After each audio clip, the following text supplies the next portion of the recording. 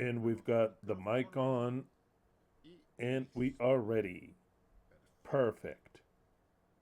Let us begin. Shabbat, Shalom, my most esteemed friends, honorable judges, LVE tribe, as well as everyone else that accompanying us.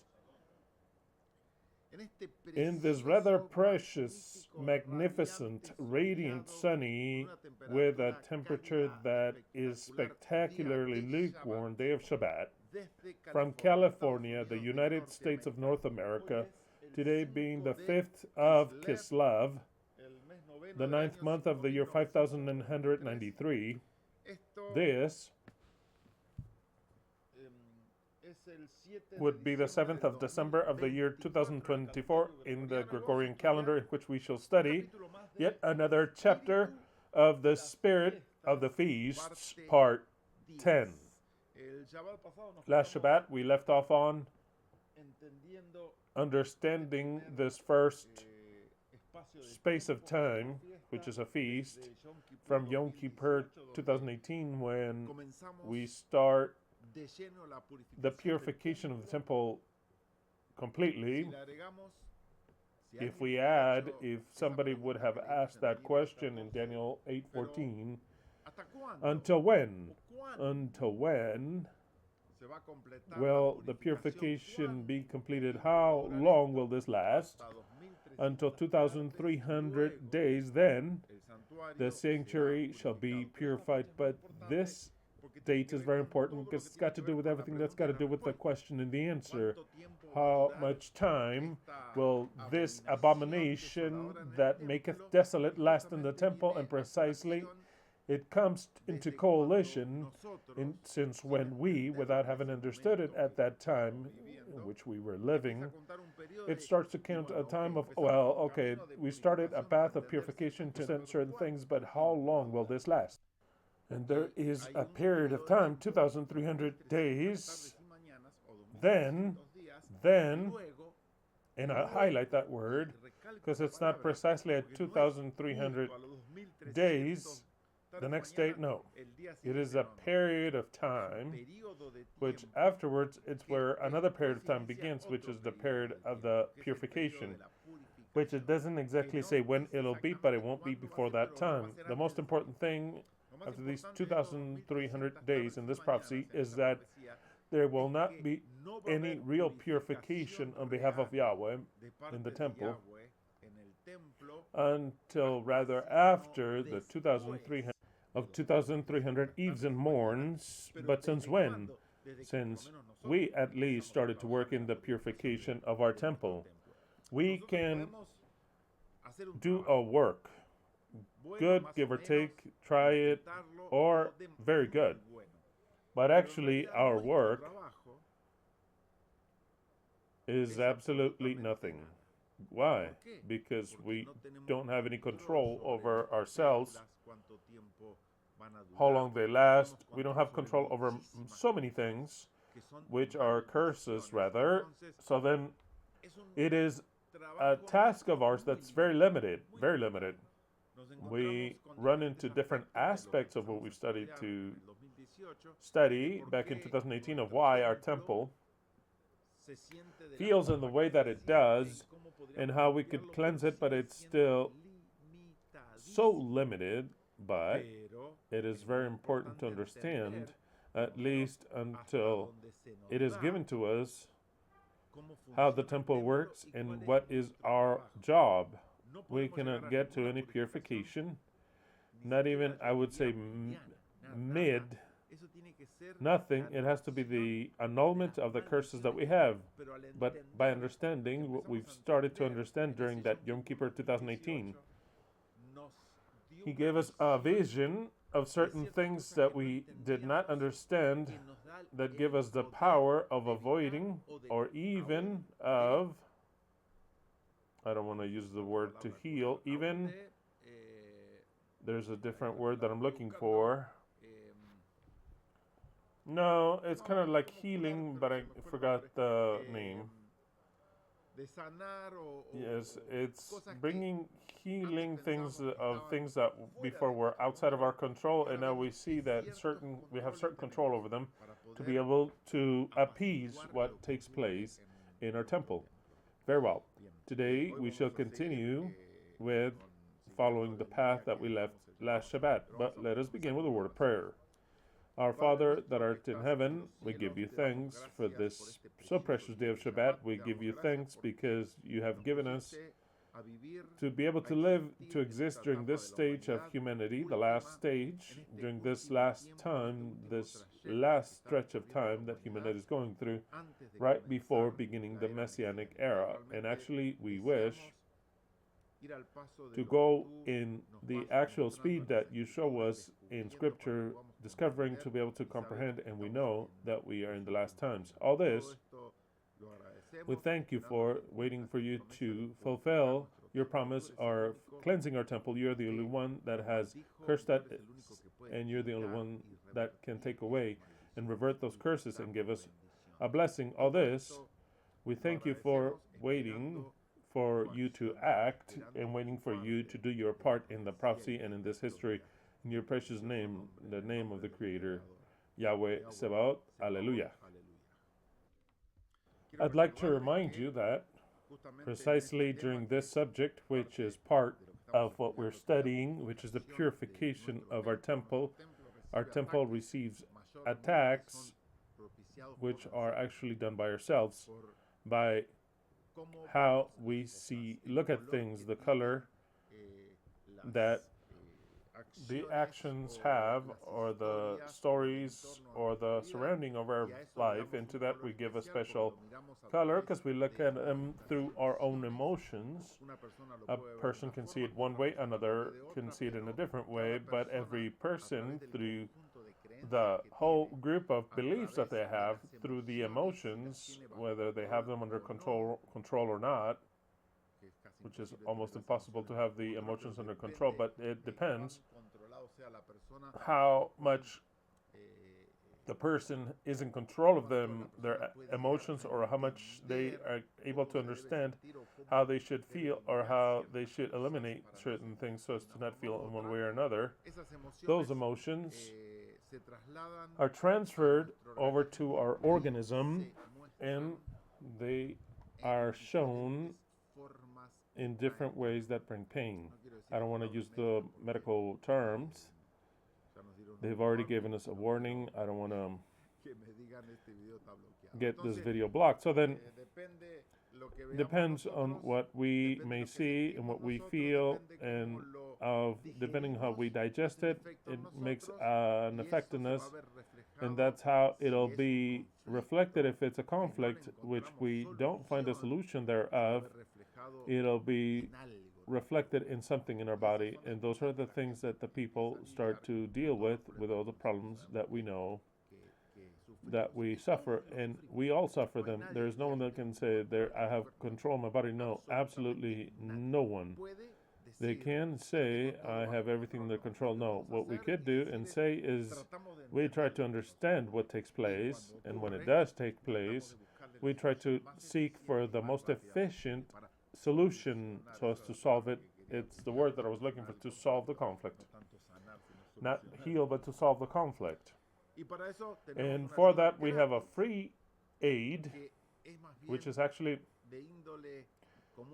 kind of like a prophetic showing of what the Messiah will do unto the entire world. But for now, it is done by Angelina for free for all of LVE, and for those that are not of LVE, but they find out they want to do a consult. It's completely free, and Angelina's in charge of it. If you want to get in touch with her, you can look for her Facebook address in the description of this video. Many thanks for those of you that remember of Angelina's work, of her labor, and you cooperate for her to be able to for her to actually want to deal with the problems and conflicts of others. It is a work that is difficult. I want you to understand that if the people barely even deal with their own conflicts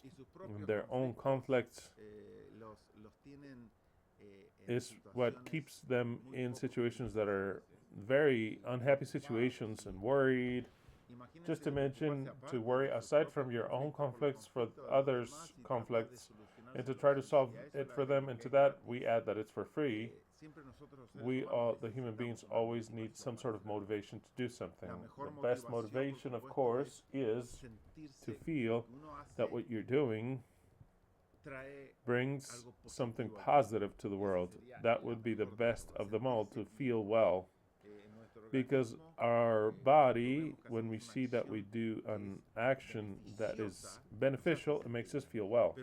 But part of what makes us feel well also is that we are rewarded in one way or another by the service that we lend. When one feels, even if he does good to the world, but you feel that your service, your effort, your time, your effort, your urges, everything about studying, given your talent, because what's required is talent. Okay, not just anyone can just study this and that's it. No, the talent at the service of something, and you see that it is not rewarded, not just because they do good to a group of people or society, but also that life is kind of like it does not reward you in what you give in the sense of money speaking.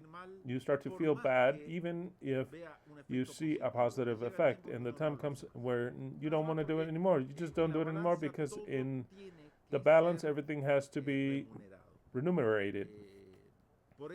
That is why it does not exist, nor has there ever existed that the religious system is free. Many are always complaining God does not need money. No, of course not. God does not need money, not in the very least. And even less our money, which is money that, I don't want to use words that are demeaning, but it's a money that is worthless, absolutely. For us, it's worth something because we can buy things with it. But what would money be good for with God? Nothing. Zero.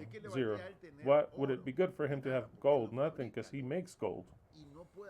And he can't do anything. It's not that he needs this to make and do something that he can obtain. No. So then, religions need money because religions lend a service, whether it's a false religion or a religion that it's give or take.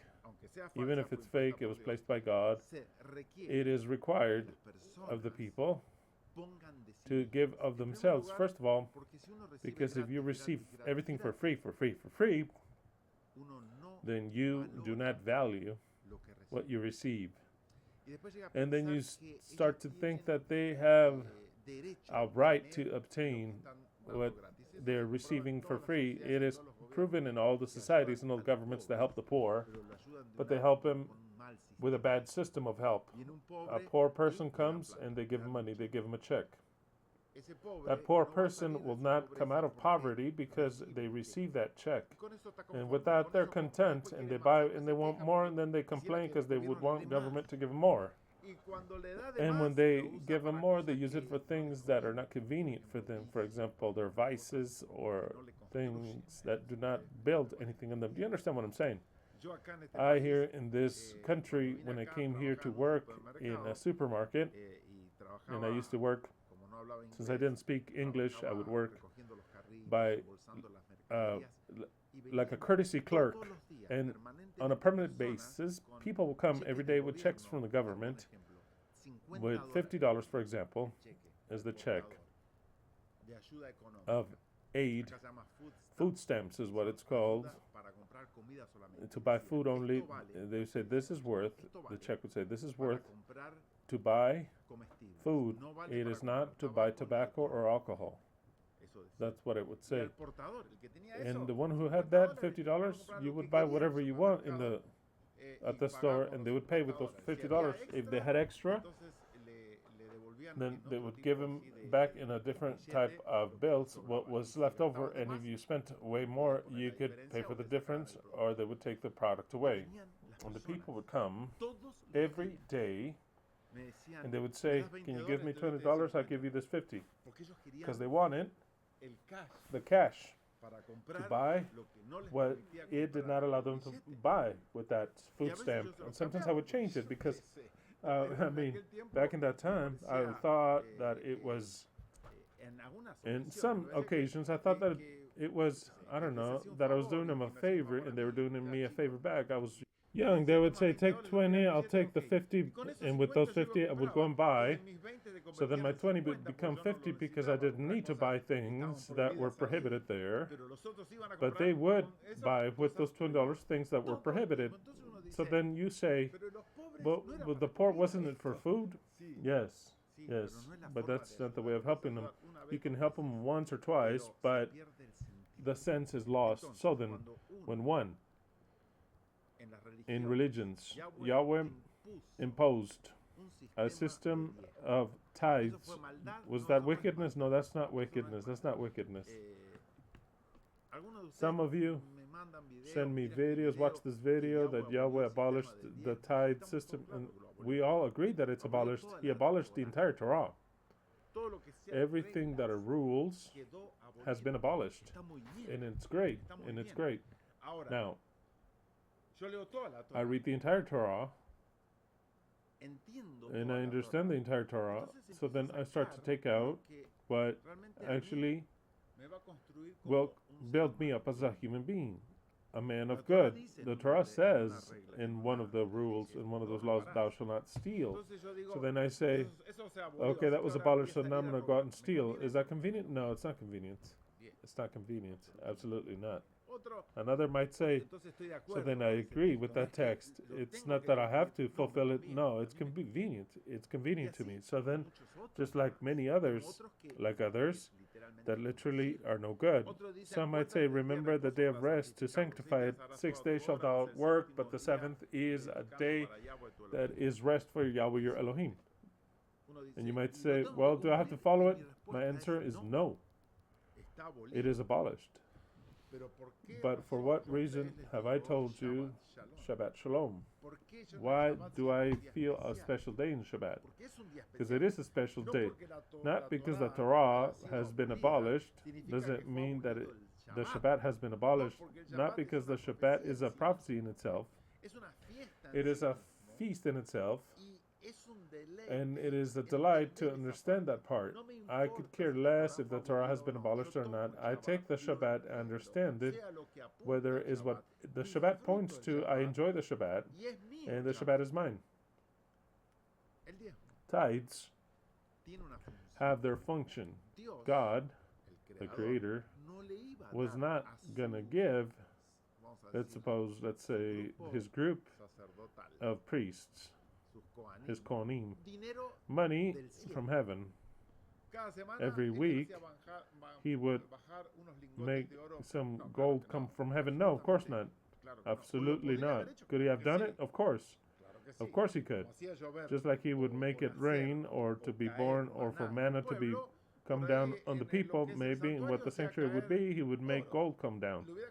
Would that have been any difficult for Yahweh? No, absolutely not. But that is not the idea. The people would not have learned anything, nor would their group have learned anything of religious legislators. They would not have understood anything, because it is a work as a group. Religion, whatever it might be, gives you a service. It gives you a service. Whether it's good or bad, it gives you a service. We're analyzing what religion gives to people. It gives you a service. It could be very bad. It could be that it's bad service, but it gives you a service either way. In the case of Israel, the service was obligatory. If one did not want to be religious, you had to leave from that group.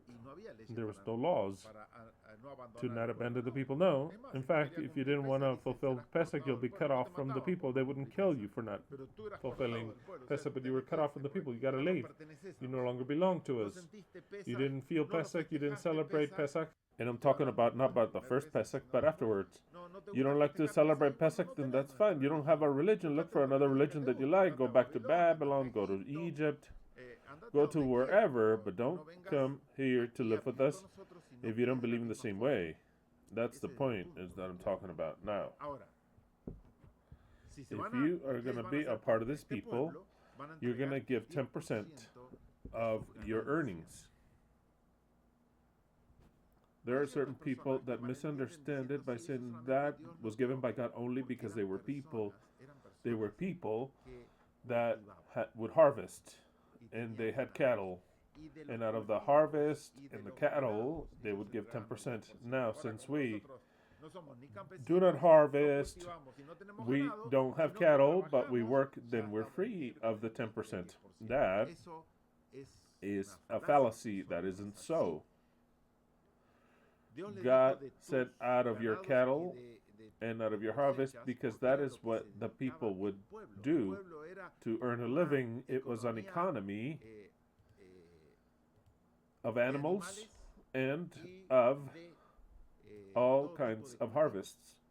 Now, the people that are not mentioned there, who were carpenters or that had a different profession, who were few, but they existed, they would not give their 10%. Absolutely so, they did. That is demonstrated by, in many texts of scriptures, that everything had to be tithed. Now, in what benefit would that give the people? The benefit of belonging, the benefit of having a religion as a group and being blessed by that God of that religion, the benefit of understanding that with their money they would keep up that religious system, or else there is no religious system that can sustain. None. Nobody's going to come and give you things for free, and even less blessings, wisdom, and even less how to develop yourself in life and to give the best of those people for free. No, there has to be a remuneration for the person that gives to you, because he'll give to you once or twice and then he'll get tired and never again give it. Never again. And it's over. If you have a place where you print out books, there comes a point that you won't be able to print anymore or give anything away unless there are people that say, no, we need money for this. We have to give money to them. If you have to give them away, that's fine. But there are many people behind that give a lot of strong, hypothetically speaking, amounts of money for him to be able to live. So then a lot of people that are able get together and they help for a company to do something for free for the community. But if there's no one that helps, then there is no more help.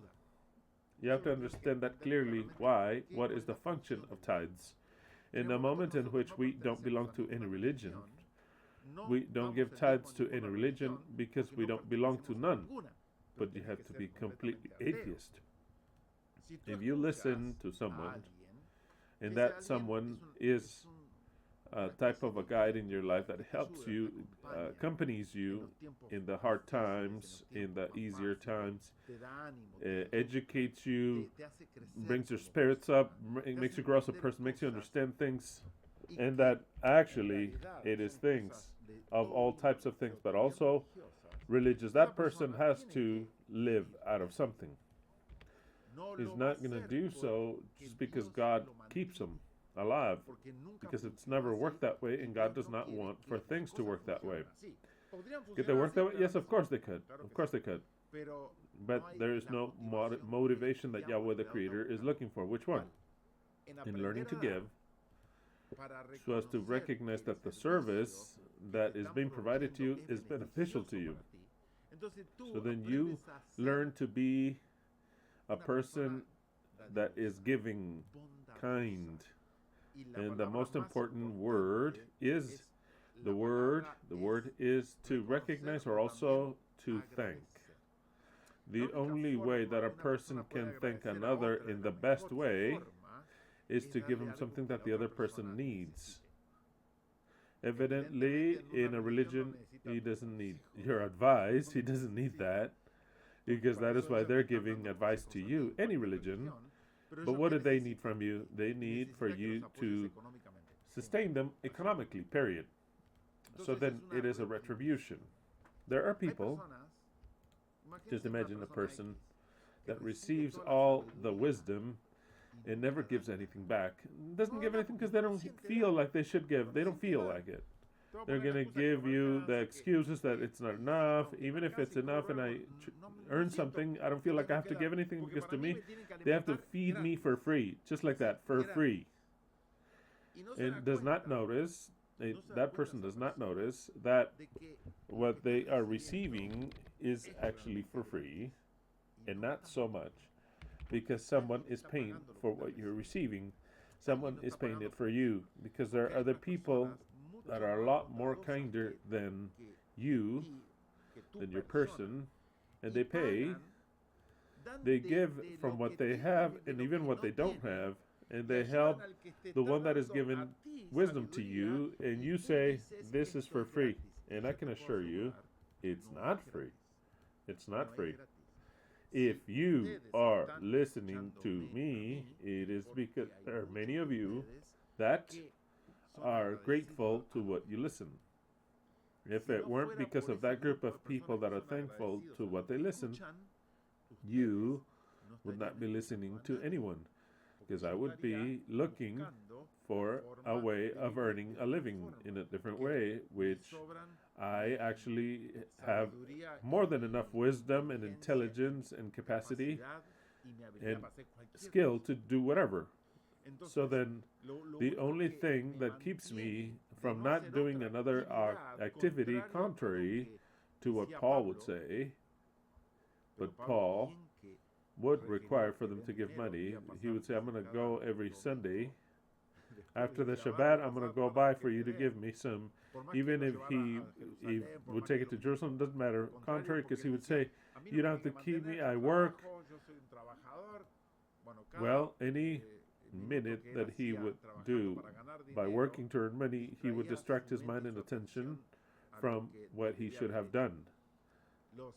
The Kohanim should not work in anything, because if one starts to work in something, one has to give. I am convinced that when one works in something, he has to give his best and greatest energy, spirit, wisdom, and what you're doing. If you don't, then it'll never turn out to be anything. It's not a hobby, it's a work, it's a job.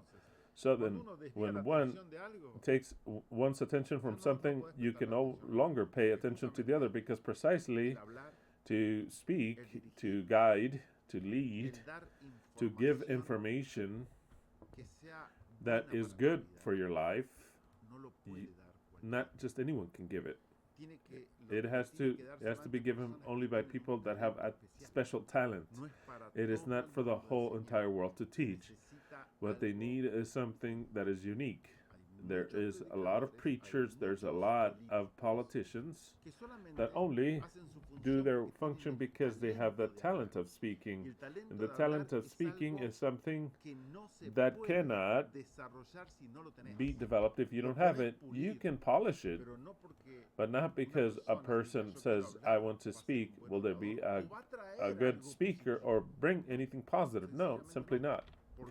Because a wise person that does not know how to speak cannot help you. A person that is not wise, that knows how to speak, can also not help you. It'll deceive you.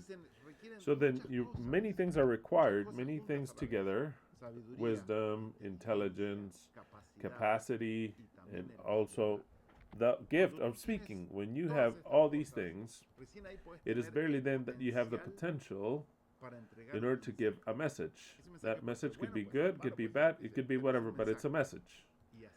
And that is how the religions are based. Well, in every group of religion or teaching, you have to sustain the person that gives you, because or else they won't give you any more. Just as simple, you won't have any more. If up until now you enjoy what you enjoy, it is because there are people that give. But the time will come that everything will be placed to the light, everything will be known, and all the people that say they believe and that enjoy the message, how unjust it'll be that they have exactly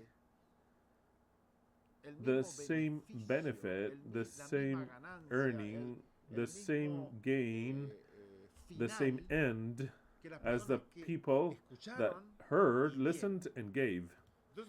So then we've got the group of the people that listened, appreciated, and gave, and we have another group that listened, they liked it, but they didn't give. And they were benefited exclusively because there was a group that did give. So then the whole world pretends, the two groups of people, they expect to get to the same goal, and I can assure you that no. Because everything, as what happens in our temple, what we do or stop doing, will have a certain effect. So then the people that were benefited for free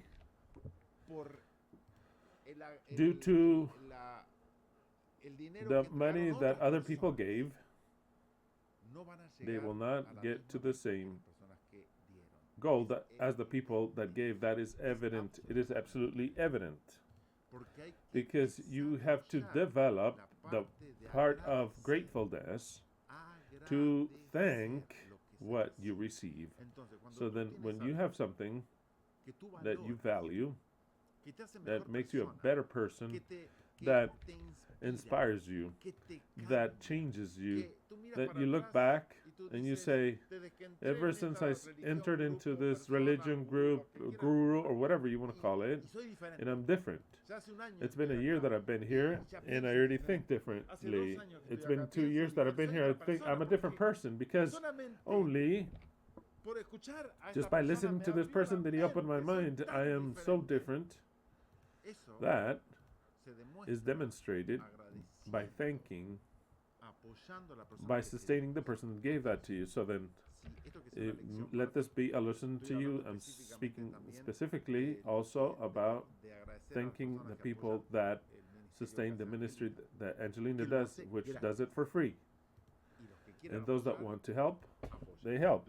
The same thing is as the eternal truth. It's been already more than 15 years that we do this with Leslie, with all the love and care. Our time, ever since we started the ministry of the eternal truth, our routine has changed, our way of being, our likes, our vision. All things are always centered in the eternal truth. Everything, absolutely everything.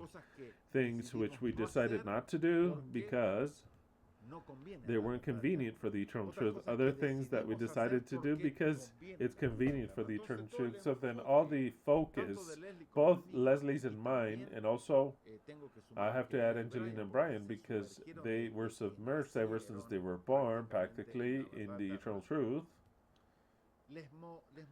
It modified their life completely, and it is that we have given absolutely everything. That has a price. Well, this will be seen, and the people will see it, and the people will thank for all eternity. That is the price. That is the price. The price that I give to the message that we give, you cannot pay for. You can't pay for it. Just like that. It is a lot greater, a lot more marvelous. It's a lot more profound from what you could ever think. You can't pay for it. It's a message that liberates you.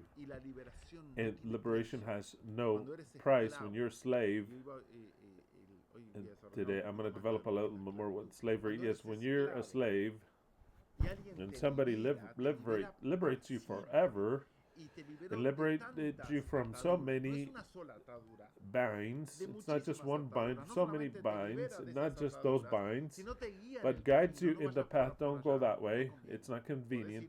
You can, but it's not convenient. It's convenient for you to go. Be careful with that. It's convenient not to get that or take these doses, or it's convenient not to listen to these things. Careful, don't start to worship this, because the truth is that it's not what will take place in the future. All those things have no price. And actually the people that have sustained the eternal truth, backed up the eternal truth, they will shine in the future, because everything will be known, everything will be valued, and everything will have a benefit. A real benefit, and those that decided, not because I am like this, let someone else pay for me. Those people did not learn what they had to learn. They have not learned it. And if they did not learn it, how can they lead others? The moment of learning to give is now. Because we've learned that, our lineage has, in giving everything of ours, in giving our home, to open our home by the last 15 years. We do not rent, nor could we rent a place. We opened our home, our own privacy. We opened our wisdom. We gave absolutely everything. We learned what it is to give, to empty ourselves by giving everything of ours without hiding anything and holding back. Honesty being absolute in every aspect. And that and all by bringing children up. It is a difficult task that Yahweh gave us. And one of you say, yeah, it's all fine, I've received everything, I loved it, I understood, but I didn't learn to give.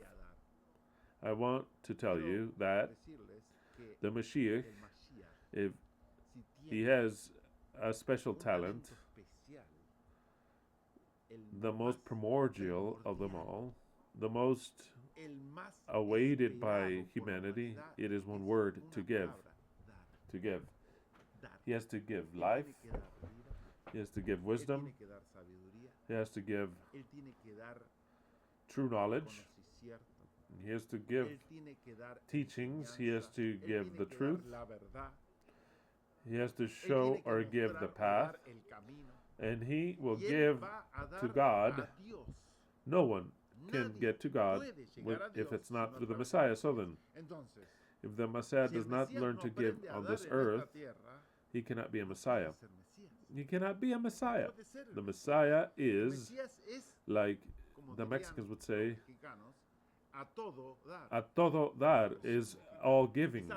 It is all giving, literally translated, which means something great and awesome, which the Messiah that comes to save, no, just to save a few. No, absolutely, that's a lie. The Messiah is to give life, because I did not come to this earth to condemn, Yahweh said it in the form of a Messiah, but to give life. That's what I came to do. Principle of everything, only commandment to give. It is born out of oneself, but the Messiah has to teach to give. Exactly, it is the essence of giving, as Leslie says, of giving. So then, I wanted to remind you that every one of you who are of not giving, it's better that you start to practice giving. And giving to what you believe that is the truth.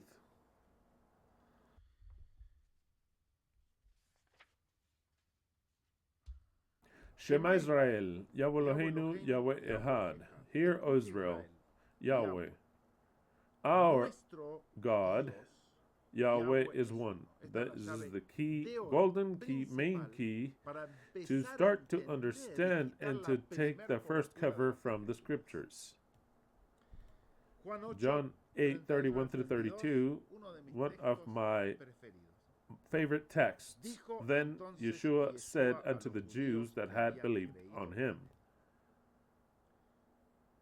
if ye were to remain in my word, Yeshua is Yahweh, but in the form of a Messiah. So then, this is kind of like the Messiah speaks. Yahweh is speaking for the Messiah, and it is what the Messiah says. Then the Messiah said unto all who believe on him, if ye were to remain in my word, then you shall truly be my disciples, and ye shall know the truth, and the truth shall make you free. The truth shall make you free. First of all, you shall know the truth, something which the people, and in your case you, did not know. Did not know. So then the Messiah shows you the truth. The other thing is, which I want you to understand well, is when the Bible says slavery, in which Babylon has the people, when we read in Jeremiah chapter 25, 26, 27, and I believe even 28 or 29 we got to, it speaks about how Yahweh says, I will punish with war, with hunger, and with plagues if you do not submit your next to the yoke of Babylon. That message gets to us, which was fulfilled. And it's not talking about the slavery that you think about, the physical slavery that many races were submitted to, or even different nations. The slavery of you live in someone's home, a master's home that has you tied down, doesn't pay you, does whatever he wants with you. That's not type of slavery which Yahweh subjugated us to in Babylon. No. It is a mental slavery. Aside from all that, physical slavery can be fulfilled in many different measures. We work for a system, which that system is one of money of Babylon, and that no one can stop working because or else they don't eat. They cannot dress. They cannot live anywhere. So then the system in which we live in is a system of obligatory work. The whole world has to work. Even Paul himself says, so he that does not work, let him not eat. So then we already feel in some aspect slaves that we have to work. Because if you don't work, you don't eat. You do not dress, and you don't have a place to live. So then you have to work. Is that good or not?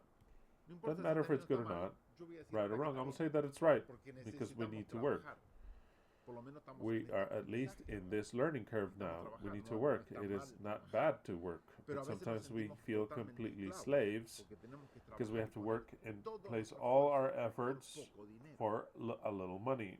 In some countries, they pay even less. In other countries, it is the same effort and it is better paid for. You say, I wish I was there in that place where people pay more. That's not the point, though. The point that Yahweh enslaved us in Babylon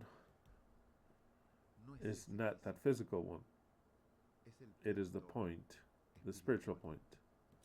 All the people that have been born in Babylon, which is the entire world, which is this system, they are taught without any possibility whatsoever for it to not be taught by the system of Babylon, which we afterwards read that it was every one of those lies.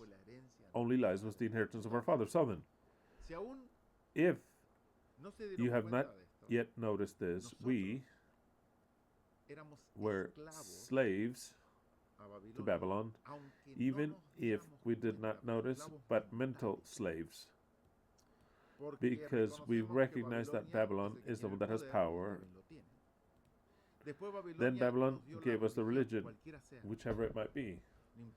No matter if you were Christian, if you were Jewish or Muslim, Babylon gives it to you.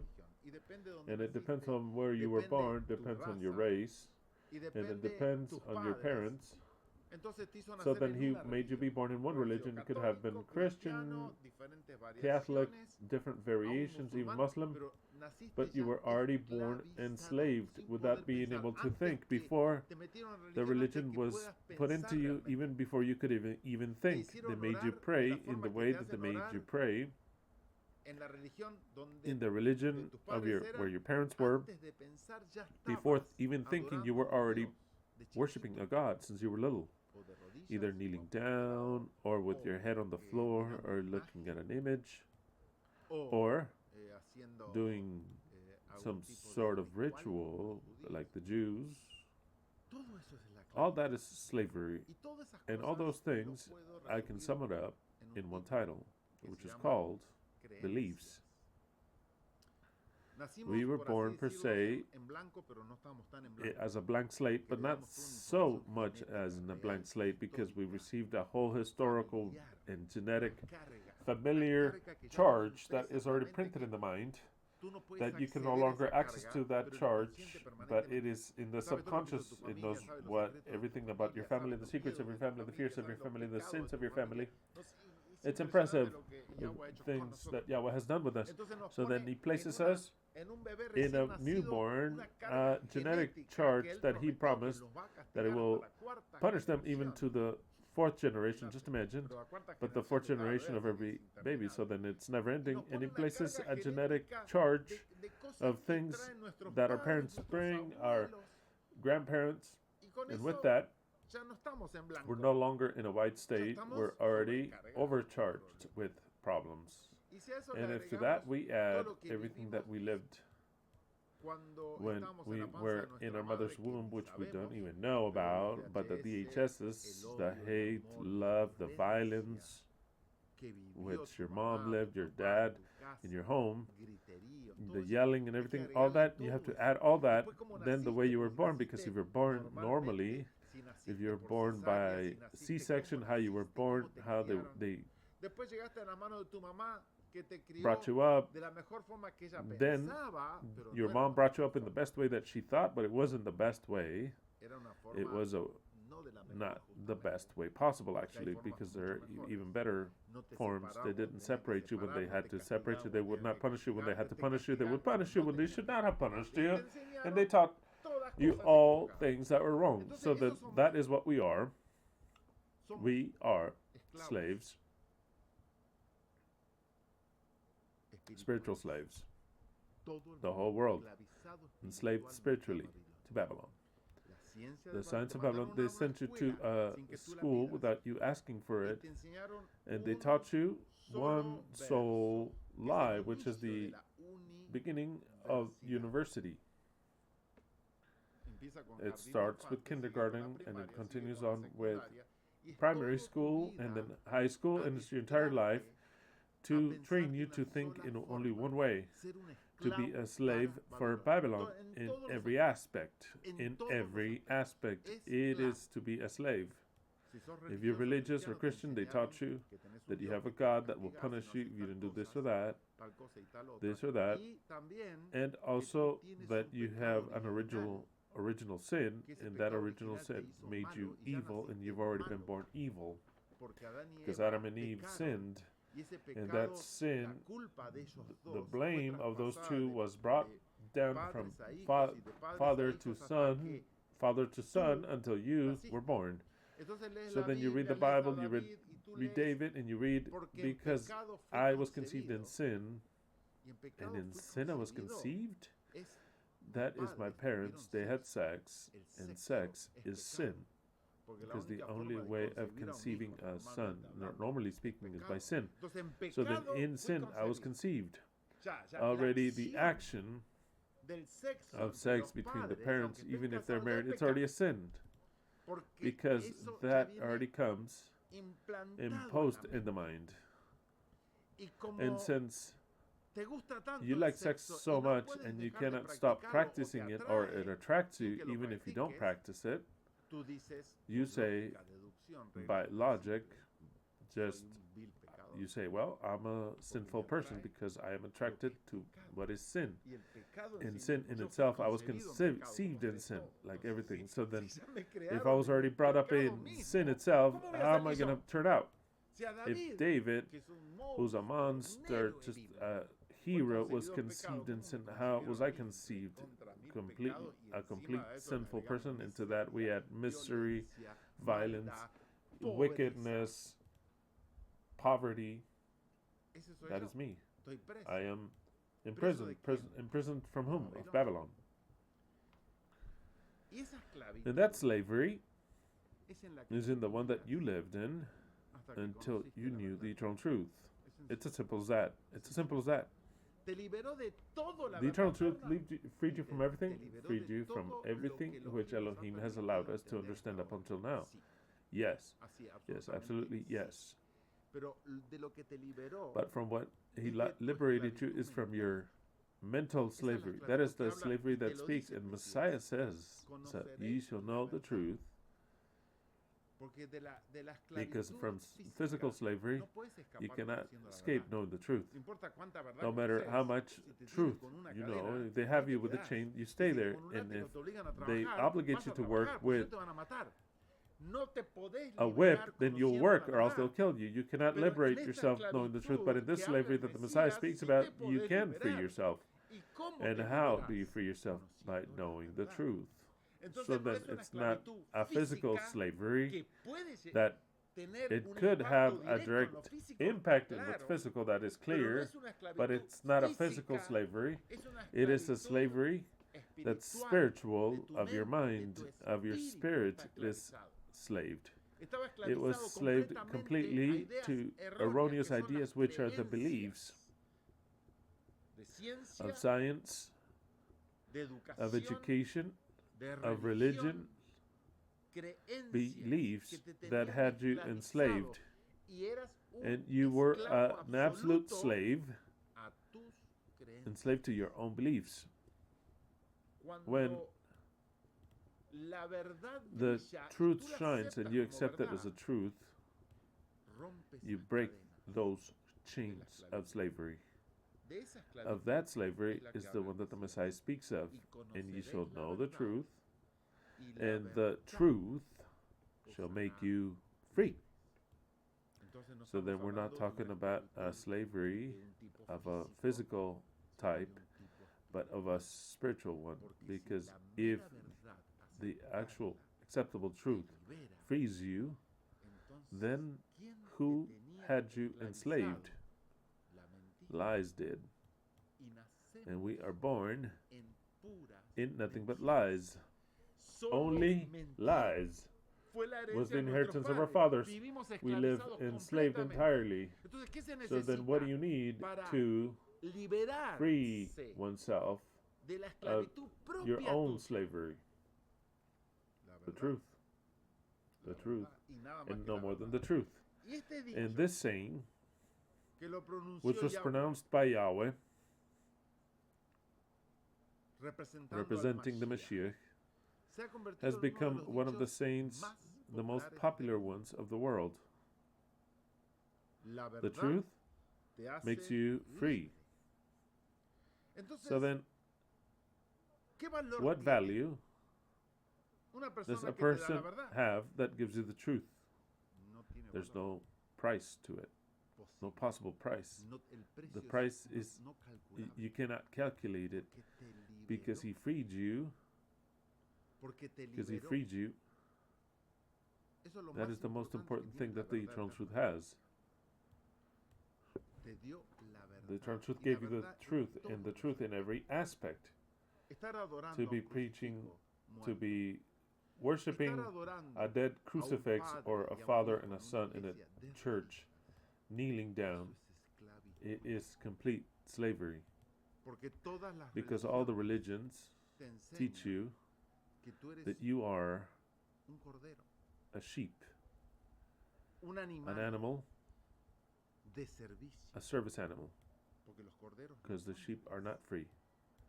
The sheep have a pastor, and the pastor, or the shepherd, guides them, takes care of them, but takes care of them to be able to fatten them and to be able to take their wool away.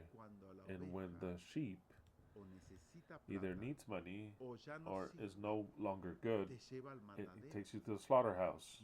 There is no shepherd that has the sheep that is retired when she's old, of old age. No, the shepherd only takes care that you don't die.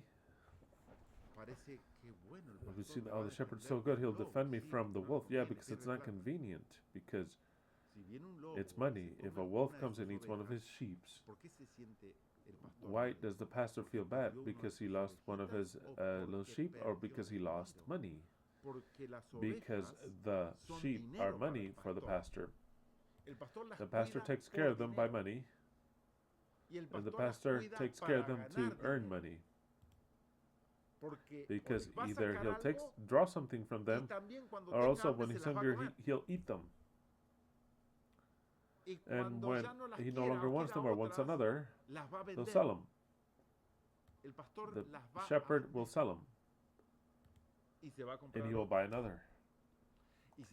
And if he has lots of money, he'll buy even more, because he's a good shepherd, because he has them enslaved, the sheep. And the whole religious system, it's a cattle system. They take care of you, but it's only to draw money from you. What I've just explained to you. So it's not that you cooperate because you receive some. No, it's because you're a slave. Because the Messiah comes and tells you you're free. So free that you will give if you want to. If you thank, then you'll give. But you're free from leaving anytime. You're absolutely free.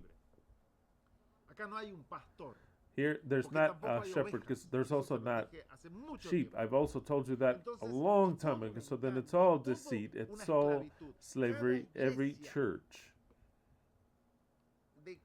of any religion, whether it's a synagogue, the temple, the initial temple, the synagogues, the Christian churches, the mosques are centers of slavery, spiritual slavery, because they teach you that you are a sinner. They teach you that you need from them, and you know not that you are in an absolute slavery. So then the Messiah comes and tells you, you want to know the truth? You have to be born again.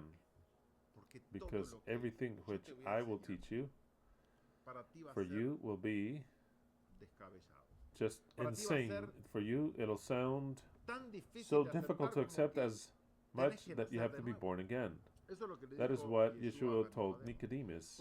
That is why this phrase or this text is so precious. If ye would remain in my word, then ye shall truly be my disciples, and ye shall know the truth, and the truth shall make you free. So then, in the year 2018, how could we exit from the greatest deceit of Babylon? Because out of Babylon we could not escape physically under any aspect. So then it was not enough to escape physically, but rather spiritually. And the spiritual part is reflected in the physical part. When Yahweh showed us that the greatest deceit that Babylon had upon the people to a level, aside from all his deceits, at a level in which it could kill with such ease. The deceit was pharmakeia. It is something that is so hallucinating to understand this, because of all the deceits of Babylon, the most dangerous one is that one. You could believe that the earth is a globe. There's no problem. You'll always live and never see the globe except in the movies, and if you have a globe at home, like this one. It's not a globe, but if you have it, you'll be able to see it, but you'll never be able to see it in your life because the globe does not exist. Does that kill you? No, it doesn't kill you. Like all the stupid shit of history. Can that kill you? No, that'll not kill you. What is the greatest deceit that actually places your life in danger? Religion? No, not the religion either. In part, yes, but you could have a DHS, but it would be already... The religion will not kill you anymore. It'll make you a miserable sinner. You'll be already... but it won't. It can leave you poor, but it won't physically kill you directly. There's something that, yes, it interacts with your physical. It is the other part of Babylon. And it is the part of Babylon that Yahweh says, and through this means of his pharmakeia, he deceived all the nations. Wow. That's why it says, prepare the cup that she has, prepare twice as much. That deceit is the one that places your life in direct danger. That deceit has placed the lives of millions of people at stake. Hammer, in one of his chats, he said that he had calculated, or he had given a number, how many millions of people would die yearly due to not applying what he would teach and to apply it to the religion of the white robes. He said, so many millions of people die. This religion, this white robe religion, is to blame of more than millions of billions of people that are dead. Of course. Of course. Of course so. Something that you cannot calculate. And if that does not put you in the grave, it has you enslaved for life. For life. Your life depends of what a priest, a white robe priest, says. Read to see where you sinned, which sin now is translated as a sickness per se. I don't want to mention it, but that's sin. What have you done? I have this pain. It's all spiritual, as if it were spiritual, because it's the greatest, the most important religion. That is the most important religion. In any person, Christian or even Jewish, they have to decide of listening to their pastor or the rabbi instead of a priest, a white robe priest. They're gonna listen to the white robe priest. I mean, don't even mention it. It has a lot more power. It has power between life and death. No priest or shepherd can say, you told me that you will die 3 months from now. No one will believe him.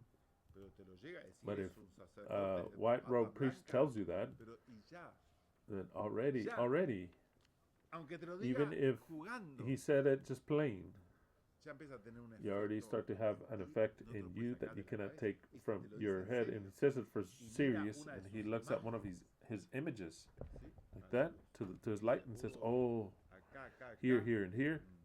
Yes, all the studies that you don't understand, but they do. Your levels, yes, no. It has advanced to such a degree that it has taken over everything. It has taken this whole sector, and now it's taken over this. You have lost. If you can fight, if you can fight, I mean, you can fight, but you'll fight, and the people fight to the death because it's a war. They send you war. It is a crusade, a holy war. But you will lose that holy war because everyone loses, but they dominate your life even to the last instance.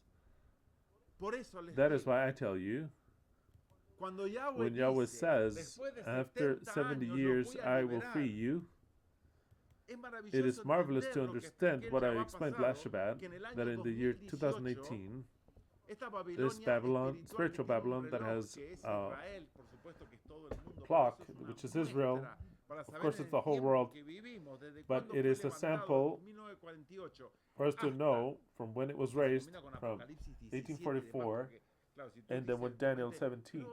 And because of your mind, you say, Babylon, so Babylon is Israel?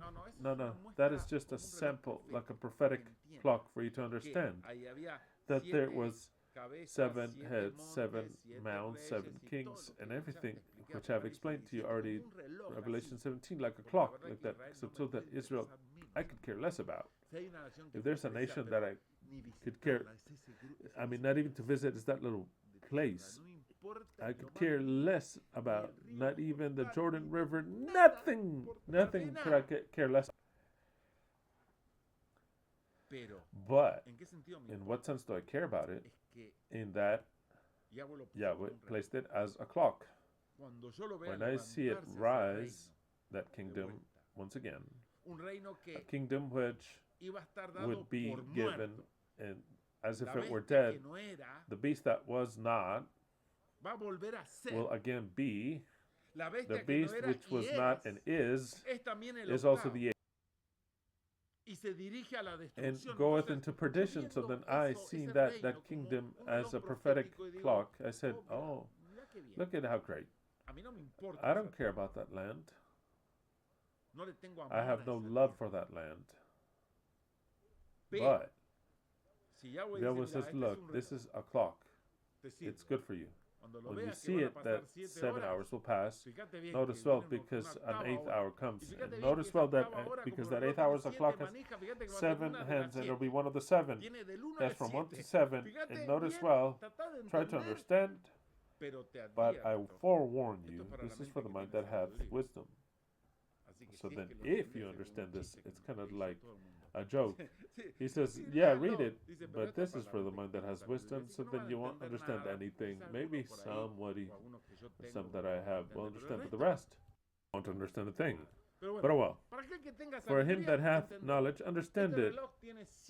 This clock has 7 hours, and not one more. And it'll be one after another, 1, 2, 3, 4, 5, 6, 7. When the 7th comes along, there's no more hours.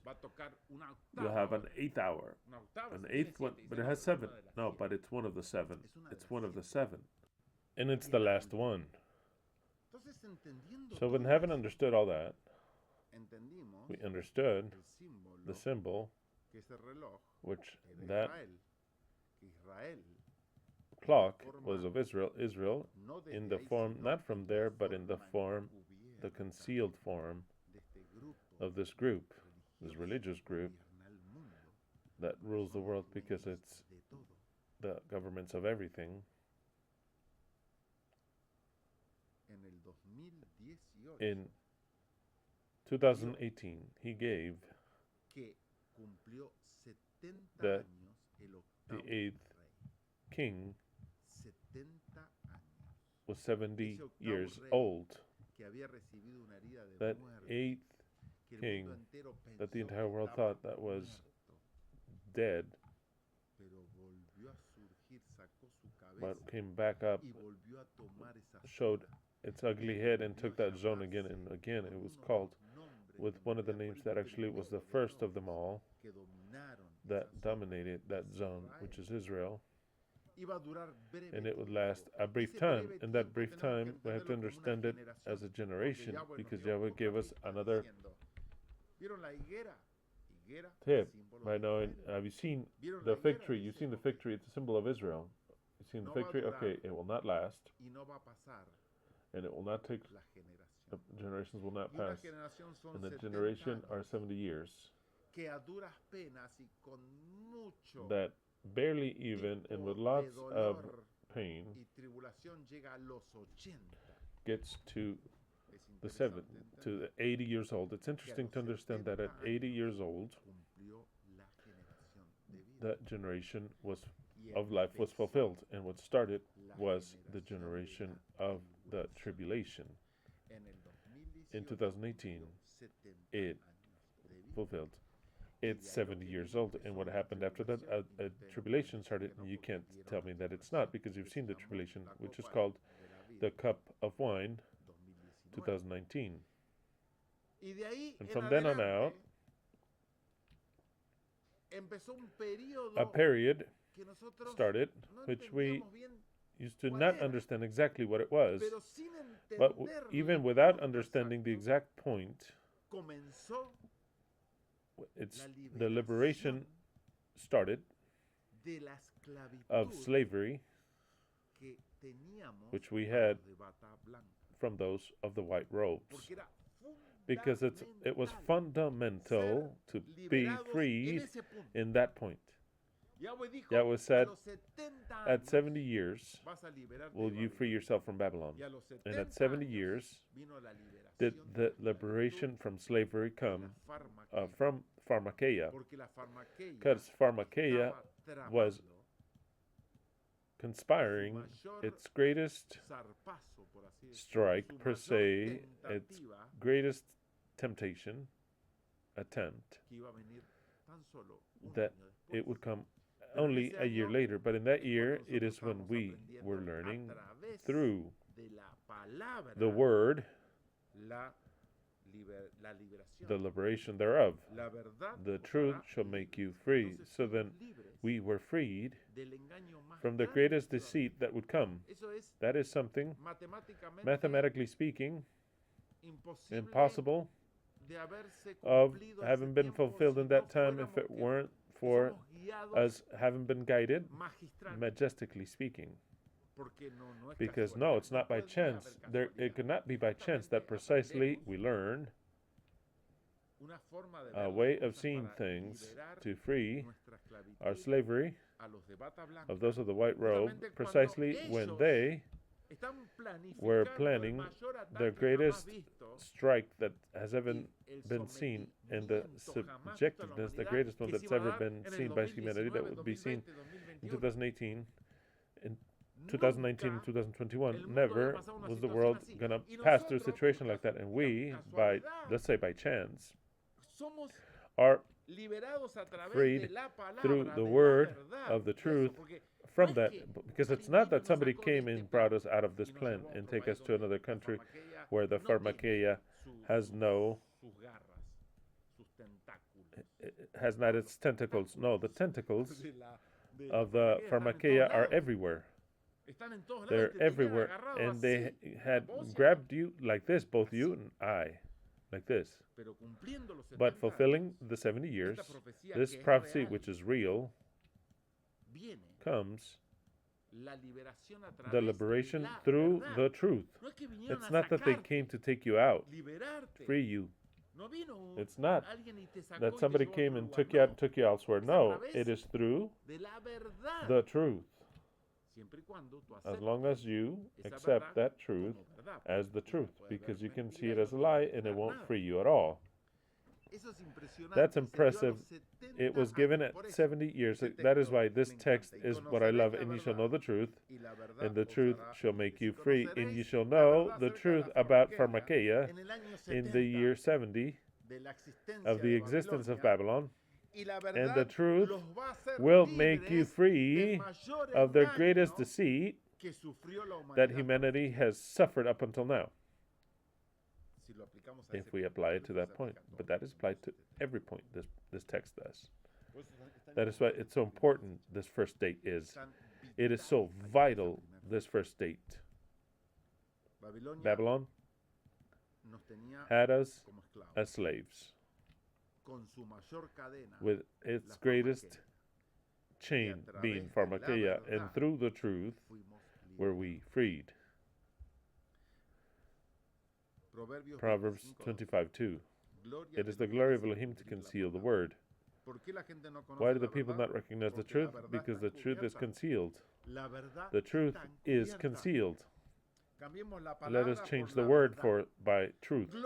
It is the glory of Elohim to conceal the truth. It sounds way too strong. How could the glory of Elohim would be to conceal the truth?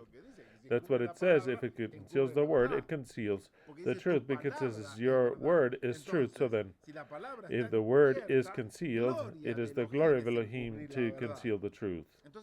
So then what does it give us? Nothing but lies. Yet the glory of the king is to search out the truth. It's marvelous. Only that word is truth? No, of course that word is true. You can change it. You can change it for truth. It is the glory of Elohim to conceal the truth. So then the glory of Elohim is to give us lies. It is the same phrase. It is the very same phrase. Or is it not the same phrase?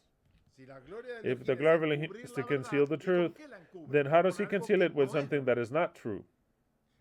So then it is the glory of Elohim to show us lies. Wow. It sounds even stronger, but the glory of the king is to take the lies out. You see lies? It has to be like that. If you say truth, it has to be with truth. It is absolutely marvelous. Jeremiah 17:19 through 21. Yahweh, my strength and my fortress, my refuge in the day of tribulation.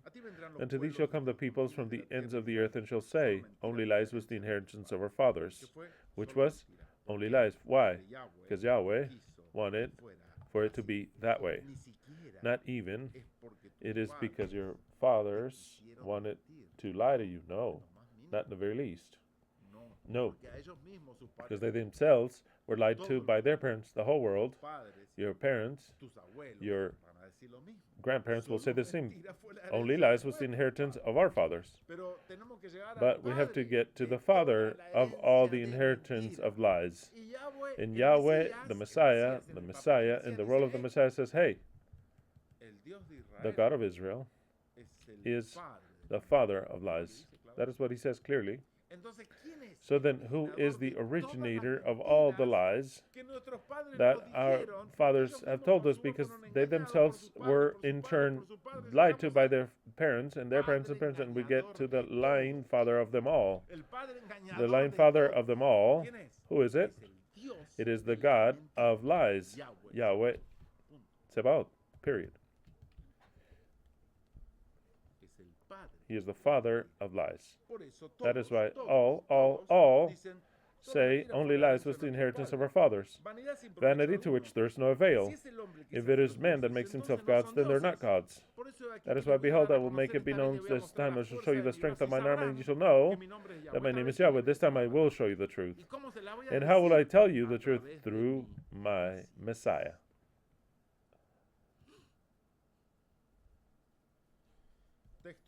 Invitational text. Then Yahweh responded and said, write in the vision clearly in tablets, so that even a runner may read it, because the vision is for a time set. Talks about the end, and it doth not lie. It could take a time, but wait for it. Verily it shall come and will not delay. What does this text mean? It is very clear. It means that there is a message that you have to place it in a clear manner, for that he that reads it can understand it and can act based with that message. The prophecies of the end have a time, and I am not here to give you a date. I am here for showing you a time, to show you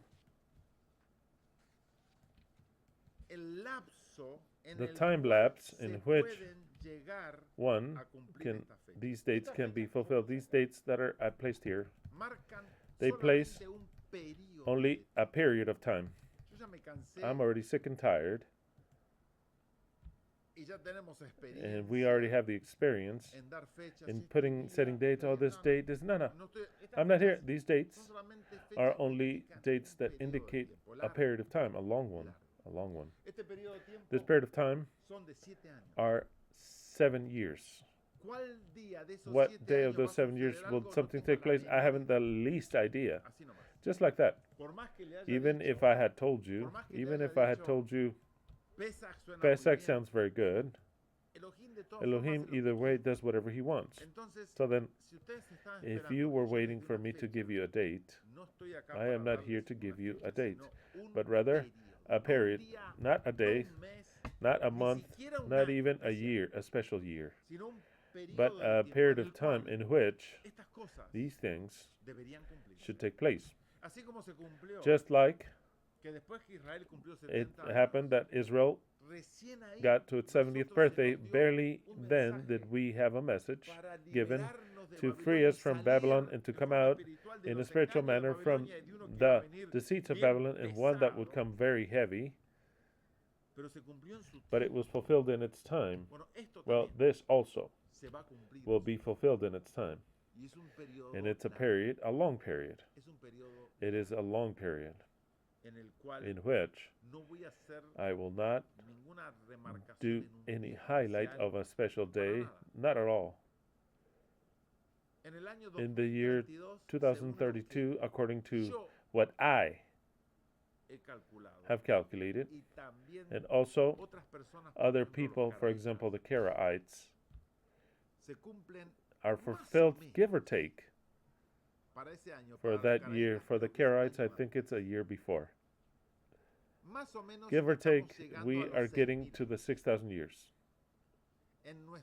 In our best calculations, we would be arriving at 6,000 years in mine, which I trust in what I investigated, calculated, and understood.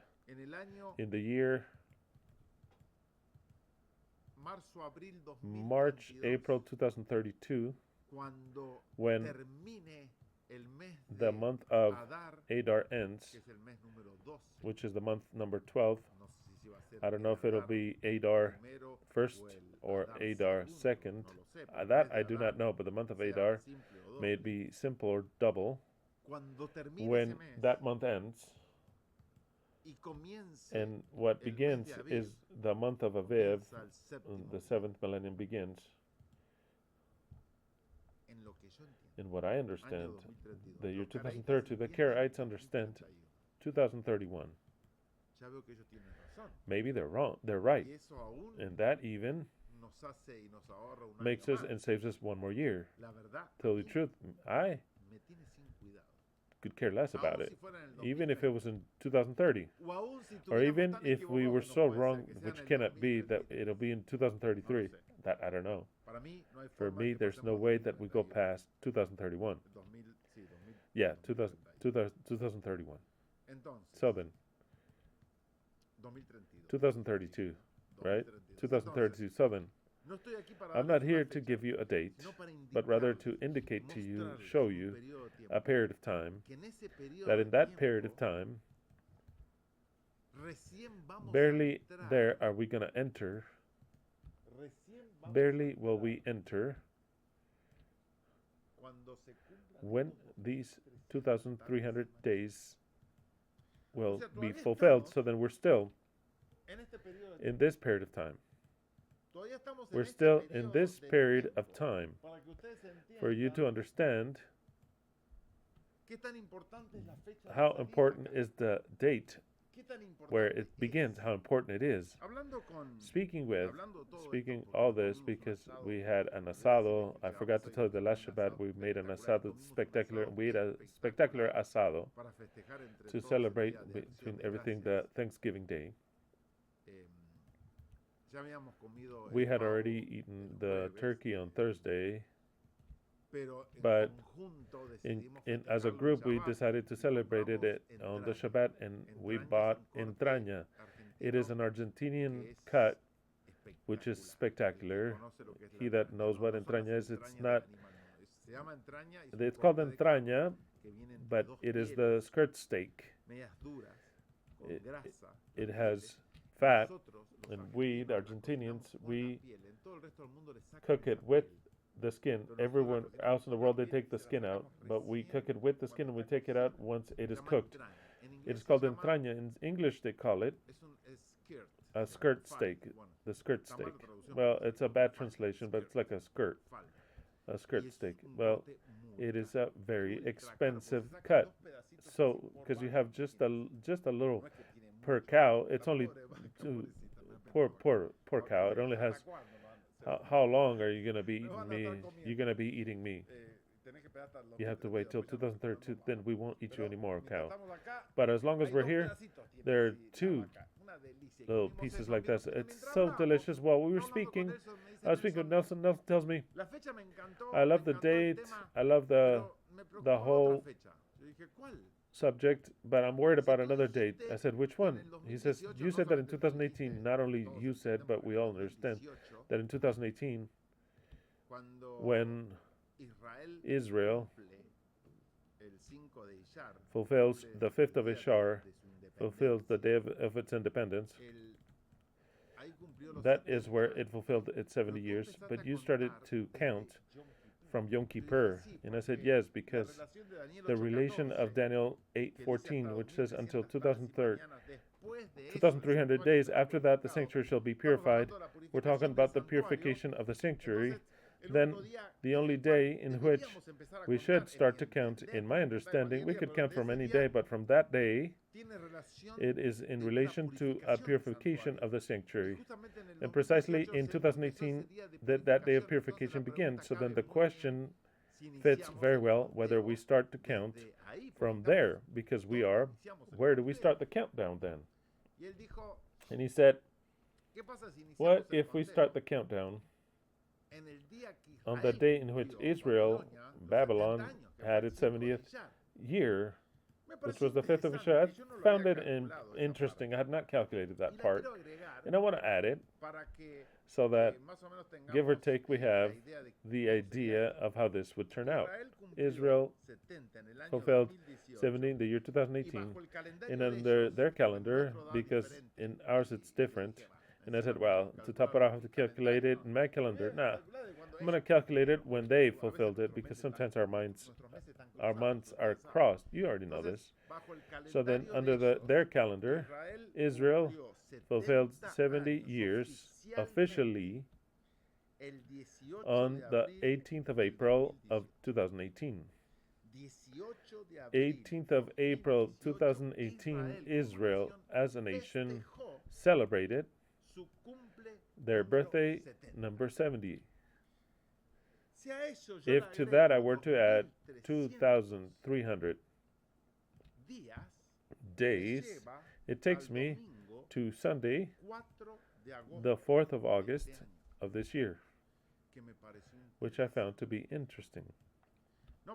Not because Leslie's birthday is on the 2nd and I'm on the 3rd, and that's the difference. Not because of that. Not because of that. They're there. I mean, they're there. The birthday's there also. It's interesting, but it's not that. The point is that if I were to take from Israel fulfilling the 70th year, like it was suggested by, and I was asked by Nelson, plus 2,300 days and morns, it takes us to right before the group of feasts which we enjoyed this year, and which was so, but I mean so transcendental this year for us. It takes us to right before fulfilling Yom Kippur, Yom Teruah, Yom Kippur, and Sukkot. The most important of them all should be Yom Teruah and Yom Kippur, and what we did in Yom Kippur this year. So then, I found it to be interesting that if Yahweh established the countdown, not from Yom Kippur of the year 2018, but rather since Israel's 70th year was up. And they said, okay, 70th, okay, we start the countdown right there, which is interesting. Don't tell me that it's not interesting. You do comprehend the difference, right? Instead of taking it to the feast of Yom Kippur, and in the moment in which Israel has 70th from there, plus 2,300 days and more, because of course we were waiting something which really affected my person for waiting dog shit dates. It really affected me how dangerous it is to be waiting for dates, for nothing to happen. Israel's 70th year was up and nothing is, wow, how it affected me so much, way too much. I've already told you the story. So then, if in the moment in which Babylon fulfills 70th year, says, okay, the purification should come already, and Yahweh says no, until 2,300 days and more, and then the purification will come. Then that takes us to the day, Sunday, August 4th, 2024, which that gives it a sense, if it were so, that's a lot, or different at least, that we are already now in the period of the purification, in the after, already in the period of purification, and in the first thing that we did, in the part of the purification, was to do the ritual of Yom Kippur, which is Yom Kippur, the decree, LVE of Yom Kippur. And that if that decree of 2024 of every Yom Kippur, where we placed all the guilt of everything, absolutely everything that has ever been done wrong, of injustice, everything, upon the head of Yahweh. And then, yes, it's very interesting if we were already done it within an action within the period in which already the purification begins, because that was the initiation of purification. We haven't seen anything, but we deposited in that rite all the guilt. You know that that has a lot of effect when sometimes we are accosted for some sort of conflict that we cannot resolve it until we do a rite. And we bring people, I was going to say, he's been a Satanist.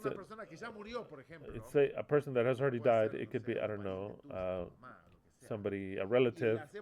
And we say that she's like, oh, no, it's voodoo, because it's talking about and we do a rite, because we make them a little character and say, Mom, you gave me this, and we get all our anger out, and we talk with the dead person, kind of like voodoo.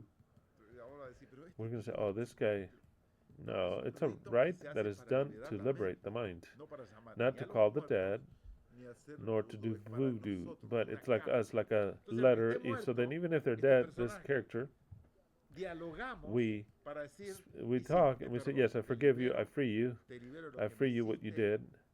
I feel peace now, because I know that you did something that hurt me. Maybe I didn't comprehend it. Maybe I was not able to forgive you, but now I forgive you. Why do I forgive you? I forgive you because you also only lies was the inheritance of your fathers. And we live in this world. And what you did to me, which really hurt me, and it hurt me, actually, you did it so that I would learn. And what I have to learn now is to learn to forgive. It's a good sketch. For you, it has to work. It has to work for you. If you have something against a person, even if they're dead, you bring it to life back again, and you say, now I understand, and I thank you. You know how it starts to heal you, and I thank you for hurting me. I thank you because I have the opportunity of learning to forgive. How could I ask to be forgiven if they don't do something that is so nasty? I thank you. You're a master. You're a master because you taught me to forgive. I have to learn to forgive. How a person's going to learn to forgive if nobody does anything to you? You have to learn to forgive, and to learn to forgive wholeheartedly, and to let go, and to heal. Wow. That to you, how it would, you know how many of crabs would be healed just by learning to forgive. How many sicknesses that have you tied, if only you would learn to forgive and to free and to thank, to top it off. I thank you. I mean, yes, I thank you. I don't want to say any barbarity that they said. For example, they didn't did anything to me like they did to you. Things that are like, wow, I'm talking about, just imagine. Well, I don't even want to say. I mean, just, I thank you for the treatment you gave me. I thank you because you made me suffer like a wretched fool, but now I see the light. Because now I've learned from the eternal truth, and now I'm free. And since I'm free, I want to be free. I am tied to my hate and my rancor, which has the rancor and hate has you tied down. You can't even imagine. And of course, I'll break away all those chains, and I forgive you. Just like that, I forgive you absolutely. Did you know that? The whole world has to learn to forgive. The whole world has to learn to forgive. The whole world has to learn to forgive. But in order to learn to forgive, they had to have hurt you. And the stronger the hurt was, will you be a better master in forgiving. That is why the poor Peter said, Master, Master, how many times do I have to forgive? The Messiah looks at him, knowing what he was thinking. This is you, Peter, since you're so hard-headed and an idiot, such an idiot and so hard-headed, 70 times 70. Maybe he went white in his face. I can just imagine that another one could come. Just a fictitious story. You won't find it, but I'm adding it. And Jacob says, hey, Lord, Master, my wife cheated on me. Do I have to forgive her? And so then Yeshua says, but of course, Jacob, how many times do I have to forgive her? 70 times 70. Jacob, you have to forgive her, which is how difficult it would be for most of human beings. If I were to ask you what would happen now, what happened if your husband or wife would cheat on you and you find her with the neighbor? Could you forgive her if she says, please forgive me? And many would already feel something inside. Just imagine the scene. In order for you to feel something, just imagine the scene of your husband or your wife with another. And to top it off, you have to forgive them. You're going to feel something. It's because you're not in the art and the mastery of forgiving. But the Messiah has to forgive the entire humanity. Not just that stupid shit. He has to forgive all the murders, all the abuses, all the thefts, the whole crime, the wickedness that doesn't even come to our mind, that wickedness. Let's forgive everything. And to teach to forgive, but because it doesn't only have to forgive the one that hurt them, but they have to teach the victim that they won't be redeemed until they don't forgive. And they make a hug, they hug it out, and they become great friends. And the Messiah that can read the thoughts can say, no, you're not ready, you have not forgiven yet. You cannot. No. This is but he did this. You see, when the people get together, it seems everything be great, and all of a sudden something happens, and they start to point fingers. No, but you, and everything is so bad inside. Everything is messed up, covered, but the fire and the hate and the rancor is in there. Right under the skin, it just takes just for someone to look at you, and if they give him alcohol, oh, mama mia! I mean, just forget it. Everything starts to come out to the light, like they would say. Some cousins of mine that would say, "Do not move the shit because it stinks." It's a bad phrase, but I tell it to you, don't mix up the fecal matter. Of course, don't move the past because it stinks. I remember when you did this and that. Sometimes it's been 20 years, 30 years, or even more when we were children. And you did this to me, and I remember, and my dad would give you something else and not me. And all the thorns in human beings, making them hurt in their heart. We are a handful of emotions, and unhealed emotions and of pain. We're a whole quantity of emotions. What human being is free of sentimental pain per se? What human being is free of saying the truth is that I forgive everyone. No one owes me anything because I forgive them all. How beautiful it would be for that. Tell the truth, I'm one of those. Well, yeah, because I have to be so. Because if I weren't, I could not teach what I'm teaching. This is not a role. This is not just a face. This is Christian speaking to you. If I were to speak to you like this, the way I speak to you when you're at the table with me, just like if I were to speak to you like any day of Sukkot that you find me, or you see a difference when I speak here from when I speak to you directly at the table. Am I different speaking, or am I the same one? People think, because many pastors are lions speaking, and you say, oh, how spiritual is that guy? And at home, they're dog shit. But they go into a role I am and have to show that face. I'm not like that. That's hypocrisy completely. The politicians and all the rest. I am like that. And tell the truth, we have to learn, every one of us, to forgive, to let it go. You've seen that in the pictures that Leslie gave us, that Leslie showed us. Leslie says, can you take me to the Riverside Center? And they put everything there for Christmas, and we ate pizza, and we went to also have, and that word that says hope. Did you know what hope means? Maybe you looked it up. It means hope. It means hope. Very beautiful, in case you didn't know. And the invitation says hope. And we took it with some other letters that Leslie will publish later. We had with other words. And to tell the truth, the Messiah has to have all the hope. What hope? Of redeeming the whole world, because it's nothing but hope and it's nothing but redemption. So then we have to learn entirely to forgive, starting with forgiving ourselves, starting there. So then it's all a task that the Messiah will have to do with every person, with every human being,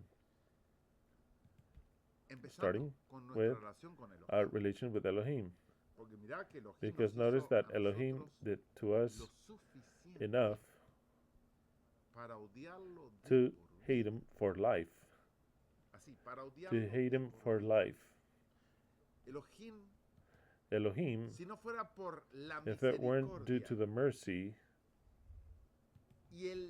and the ability to forgive, which humans have to develop, he could not forgive Elohim what Elohim submitted the entire humanity for 6,000 years, and even what he did to me, which maybe was way too light, but for the entire humanity, which they had horrible pain. I mean, demented pain, and a pain that cannot even imagine, that he submitted humanity entirely. Parents, children, war is something that you cannot even describe.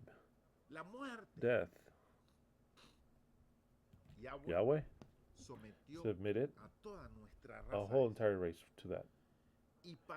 And in order to be able to accept him and worship him as God, we'll have to learn to forgive. It is entirely backwards of what Babylon tells you. You have to plead for God to forgive you. He has to forgive you, and he will forgive you. He'll show mercy upon you. I teach something completely different, and I'll teach it to the whole humanity. When they listen, now very few listen, but everyone will listen, because there's no other way that they see Yahweh, and they will all have to know the truth, and they will all have to learn to forgive Yahweh, the originator of all evil. On my behalf, I've already learned that. I don't have to any true or false rancor with Yahweh. I demand that he starts to fulfill what he has to fulfill. From then on out, that I have some sort of kind of like something bitter rooted. No, against no, not in the bitter, not in the very least, not in the very least. In fact, I feel love for Yahweh. But that is difficult to achieve when one knows who Yahweh is. When one knows it really who Yahweh is. And the people will have to know him, forgive him, and learn to love him. That's the way it is. There's a reason why he leaves for 1,000 years and he goes away. Maybe not altogether. Maybe he just hides amongst us. I don't know. That, to tell the truth, would be great. That I don't know what Yahweh will do. Yahweh will go and rest, but maybe he rests along with us. I don't know. He's going to rest from his works, that's for sure. If he stays with us, I find that marvelous. That would be the best option, so that he doesn't leave us alone. He has to leave. Well, we won't be able to hold him back. So then, either way, it doesn't bother me. It doesn't bother me. But yes, I do want you to understand is that you have to learn. Today I've taught two things. That if you paid attention, the Messiah has to be an expert master in this, to give and to forgive. Two qualities that very few have truly, because very few people give, but very few give and they go overboard in what they give, and very, very few people forgive actually. The Messiah is to give and forgive. Two characteristics that are vital for the Messiah. So then, if the 2,300 days started when Israel was on its 70th birthday in their calendar, then we're already in the period in which the purification will take place. Even if it lasts 7 years, it is 7 years of purification. It's not that there's a special day. There will be a special day. That special day is not shown for us. The time has come. The time has come. Yes, that has come. Now, if it's like also, I would think to be very possible that they start off in the 2,300 days and mornings from Yom Kippur 2018, not when Israel is on its 70th birthday, but when we. That is why we have the feast. Started the purification. Let's say it that way. Then the 2,000 eves and morns are fulfilled on February 5th, which that's not important, of the year 2025. What's important is that we have to get to a feast so that actually the periods start. So then the first important feast is Pesach. Pesach 2025. And this is the most important of all the feasts.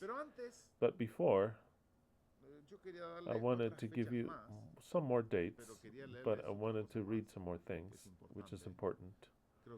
And I think that today, 2,055 likes. If somebody did not give us a like, I invite you to give us a like.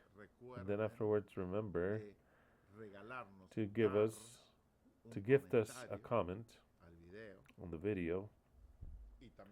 And also I remind you to give and to sustain this ministry which freed you from Babylon.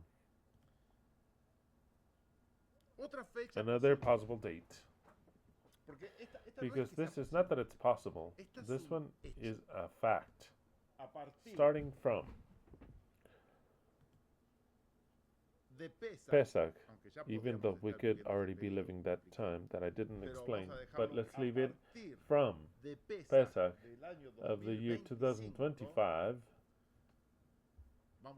We'll start to live on the period of the 7 years of purification. The period of the 7 years of purification, because 2025, Pesach,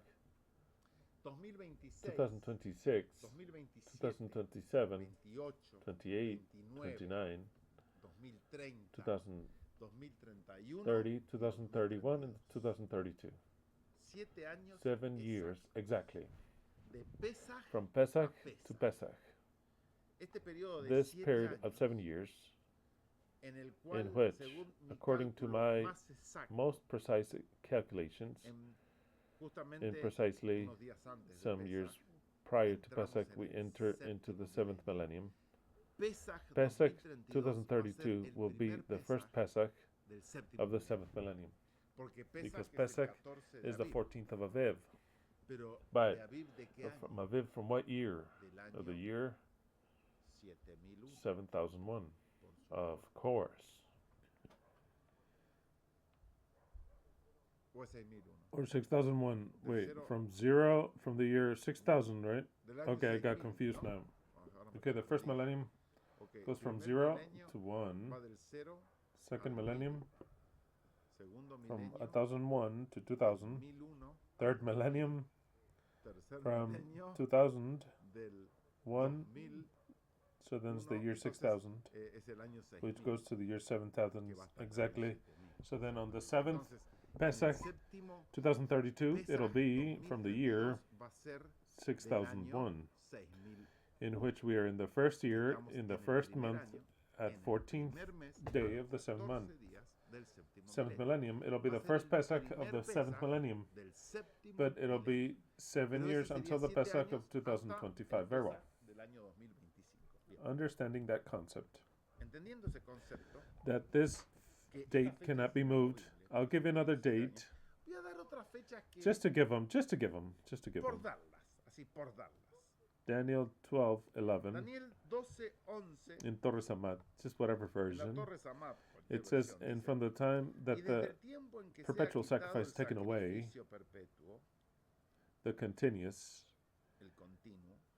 and in the temple be enthroned the abomination of desolation,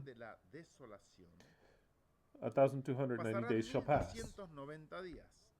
And number 12 says, blessed is he that awaiteth and get to 1335 days.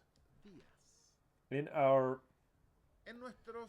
prophetic lines, Yom Kippur 2019, 1 year after from here, Yom Kippur 2019, a year afterwards, precisely,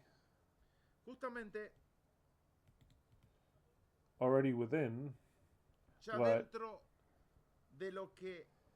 the cup of wine 2019 would be, but already knowing what the pharmakeia in its deceit is, being prepared and ready, already not enslaved, but rather prepared and free. Then the whole torrent of information came, which clouded the entire world in darkness, but for us there was light, because we knew that what they said existed, that what they said was else everywhere did not exist, that there was no need to cover your face or to wash your hands, because it did not exist. That which they said that existed, that is called to be free. The rest of the world enslaved to take care of themselves, fear, terror, stay at home, wear your muzzle, wash your hands, careful what you touch, and give me a solution, a preventive one, to see when the preventive solution will be ready. That whole package of emotions and lies, we, the true ones rather, because there could have been some of us that had their doubts. Just in case, I'll take a muzzle. Just in case, I'll wash my hands.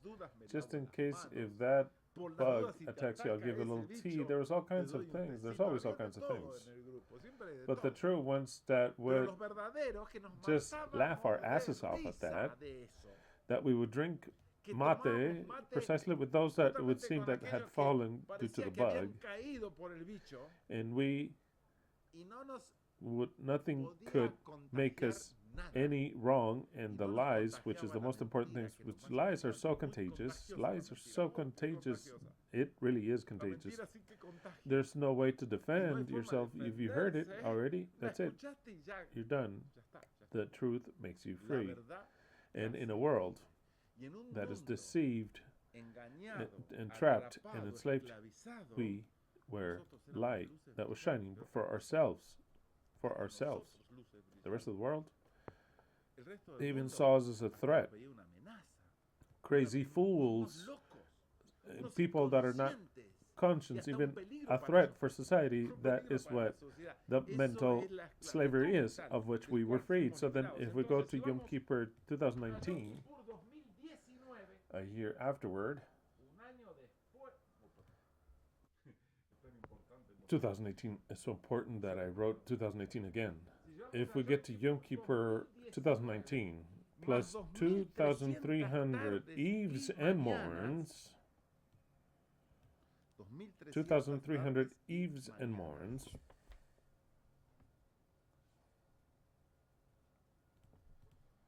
Yom Kippur 2019 was a Wednesday, October 9th of the year 2019.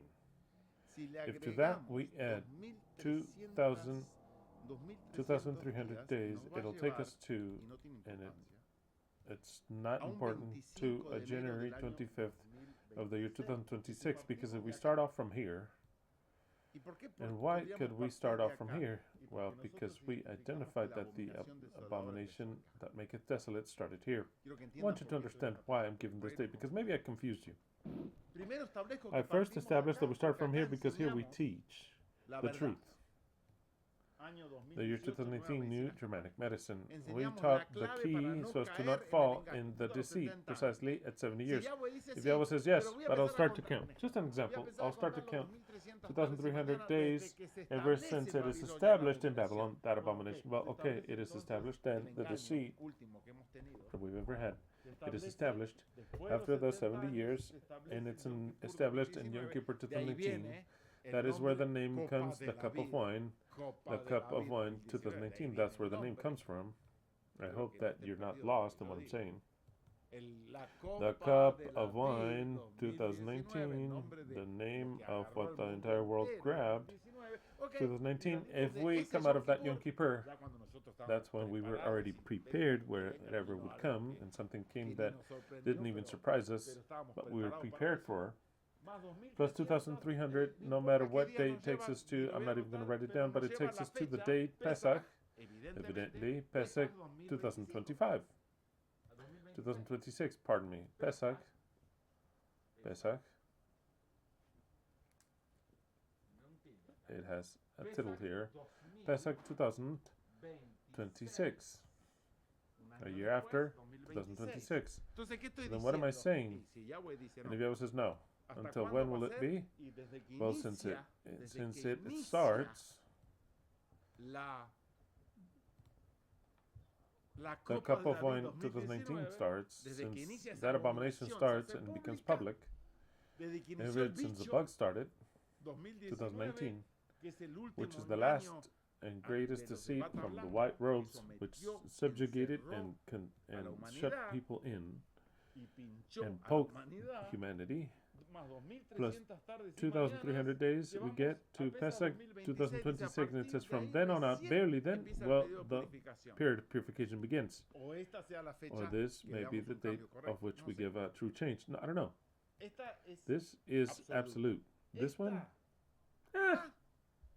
I'll give it to you, kind of like a possible date. Let's go to a fourth one that you could think of. What would the third one be? The third one would be from something that we did, but which actually has to do with Babylon. What did we do?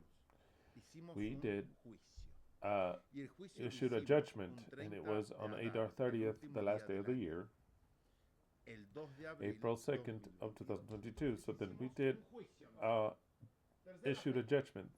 Third date, we issued a judgment, and the judgment, I'll give the date that we did so. April 2nd of 2000.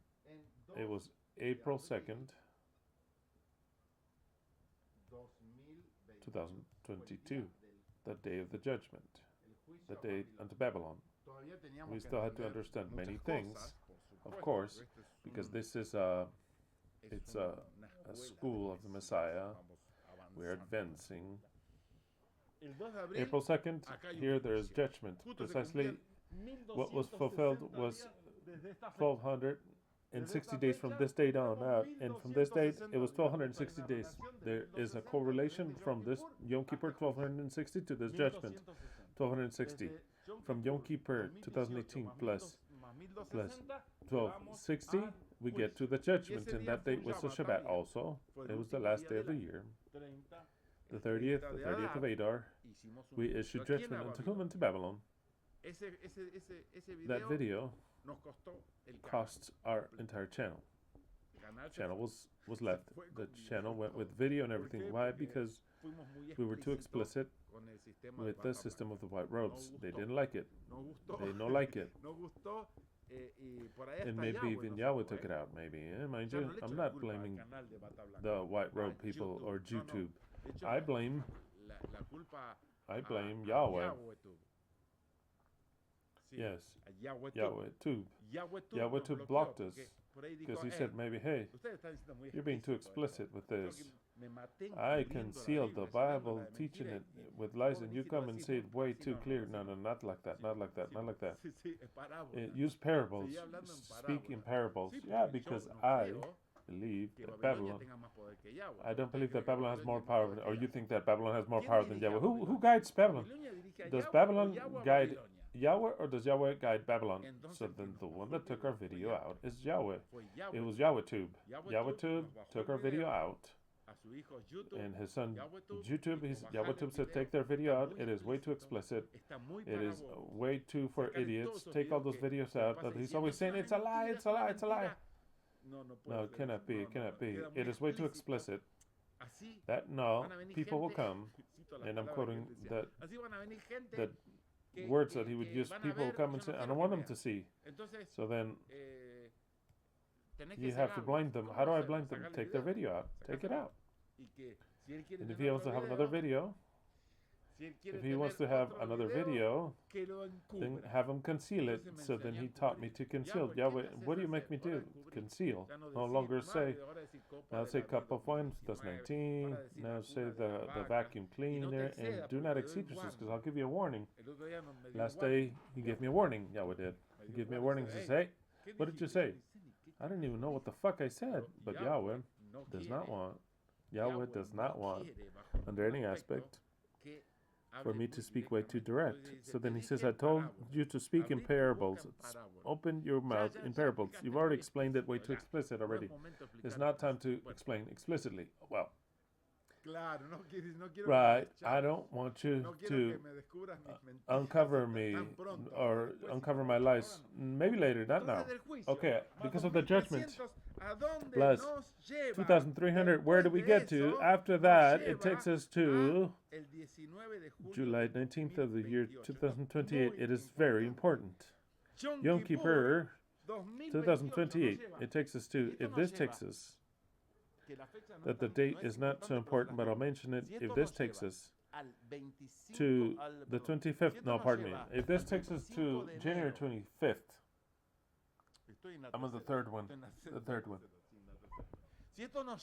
If this takes us to July 19 of 2008, so then 2022 plus 2003, I'll write it down for you. It takes us to July 19, 2028. July 19, 2028. Mamma mia. 2028. This is not what's important. What's important is the feast. July. Which are the most important ones in July? After that, in autumn. So I say Yom Kippur. So Yom Kippur. Yom Kippur. Yom Kippur 2028. And since we're already there, Pesach, because I'm always looking for Pesach. Pesach, this would be left here. I'm going to cut a little bit here. This would be Pesach. It would be Pesach 2029. Why does it have to be after Yom Kippur? You understand, right? Do you understand?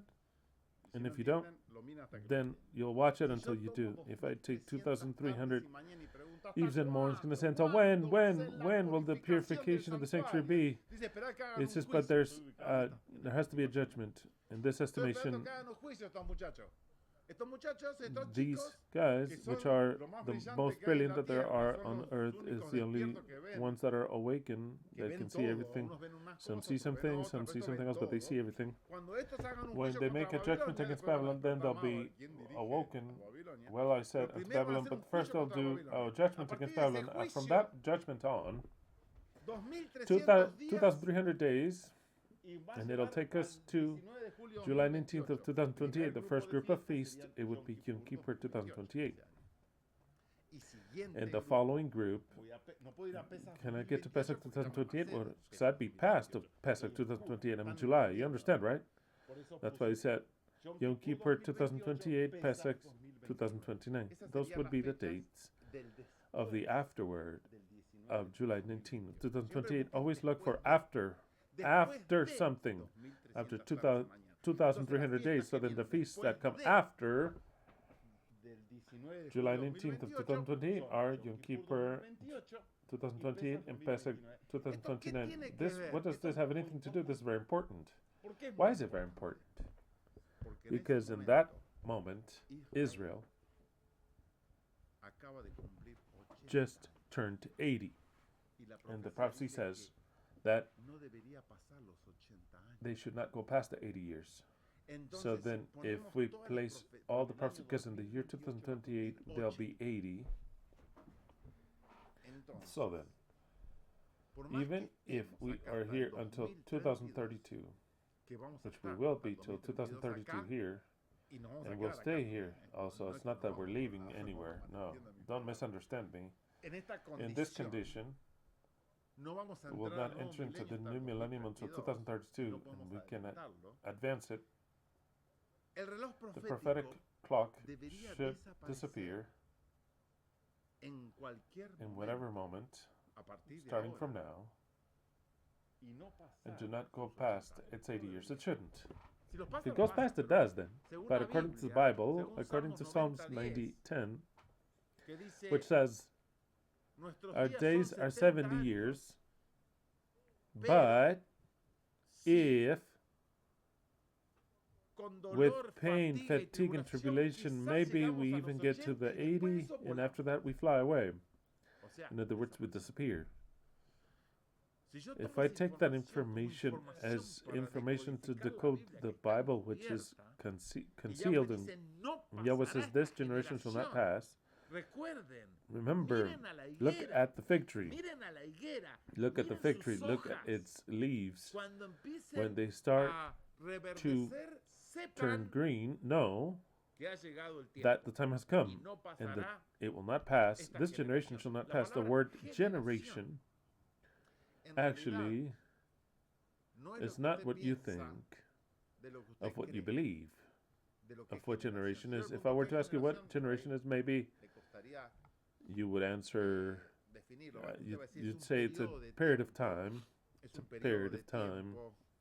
For example, the generation of the 80, the 70s, some say that it lasts so long. Well, the word generation, biblical generation, comes from true or false birth.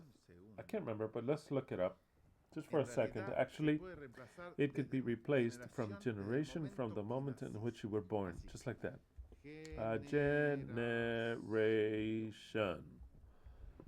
Generation. Okay. For example, Matthew 24. Let's go to Matthew 24, which is the one that's precisely Yahweh speaking of. Matthew 24. Okay. Let me convert it to see what the word is. Just a second for me to find it, because this one's different to my Bible here. Verily, verily, this generation shall not pass. Okay, the word generation comes from the word genea, from geno, from gender. But actually, I cannot find the information. It doesn't have it. Genea. It means literally the moment since you were born. So then the generation of the fig tree is the moment in which you were born, not the generation of a group, but a person. My generation, since I was born until the end. Do you understand what I'm saying? The generation of Brian, it's another generation, because he was born in the year 2003. In what year were you born? 2013 was Uriel born. His generation cannot start from before that. It is ever since he was generated, begotten.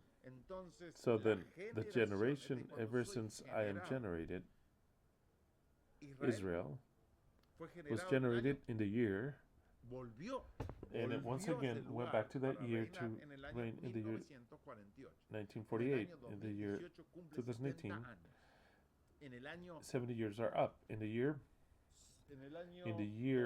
2028, 80 years are up. The Bible says that 80 years fly. So then what do I understand? Well, it should not go past. I'll risk it even if that it should not go past that stage. What it means is that from here on out, at any time, Israel could no longer be a nation. How? Well, it would seem to be an insanity, just like it started to be in one day. In one day, it should stop being it before getting to the millennium. In other words, we should not get to the millennium with a country called with that name, with a country called by that name, by the fig tree. We should not get to that. What happened? They invaded it. I don't know what happened. A disaster. It dried up. They unrooted it. It was burnt. That's what should happen. Revelation 17 says that it is burnt, cut up and naked, because the 10 kings take that wrath, get wrath against that whore. So then it's not just what I think that should happen, it is what I know that will happen. Revelation 17 says,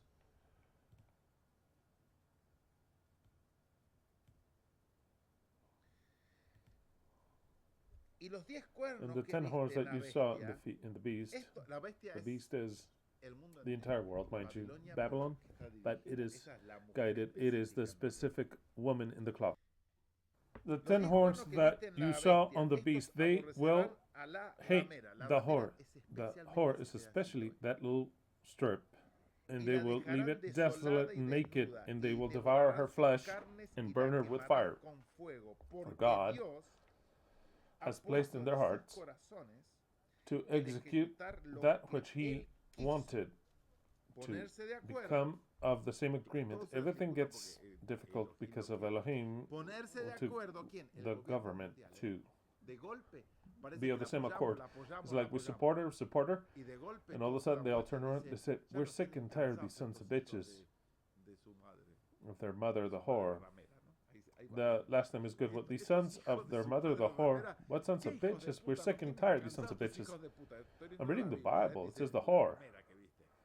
It says this whore and her children were sick and tired because God has placed in their hearts to execute what He wanted, to be of the same accord and give their kingdom unto the beast until the words of God are fulfilled. And the woman, that whore that you saw, is the great city that reigneth over all the kings of the world.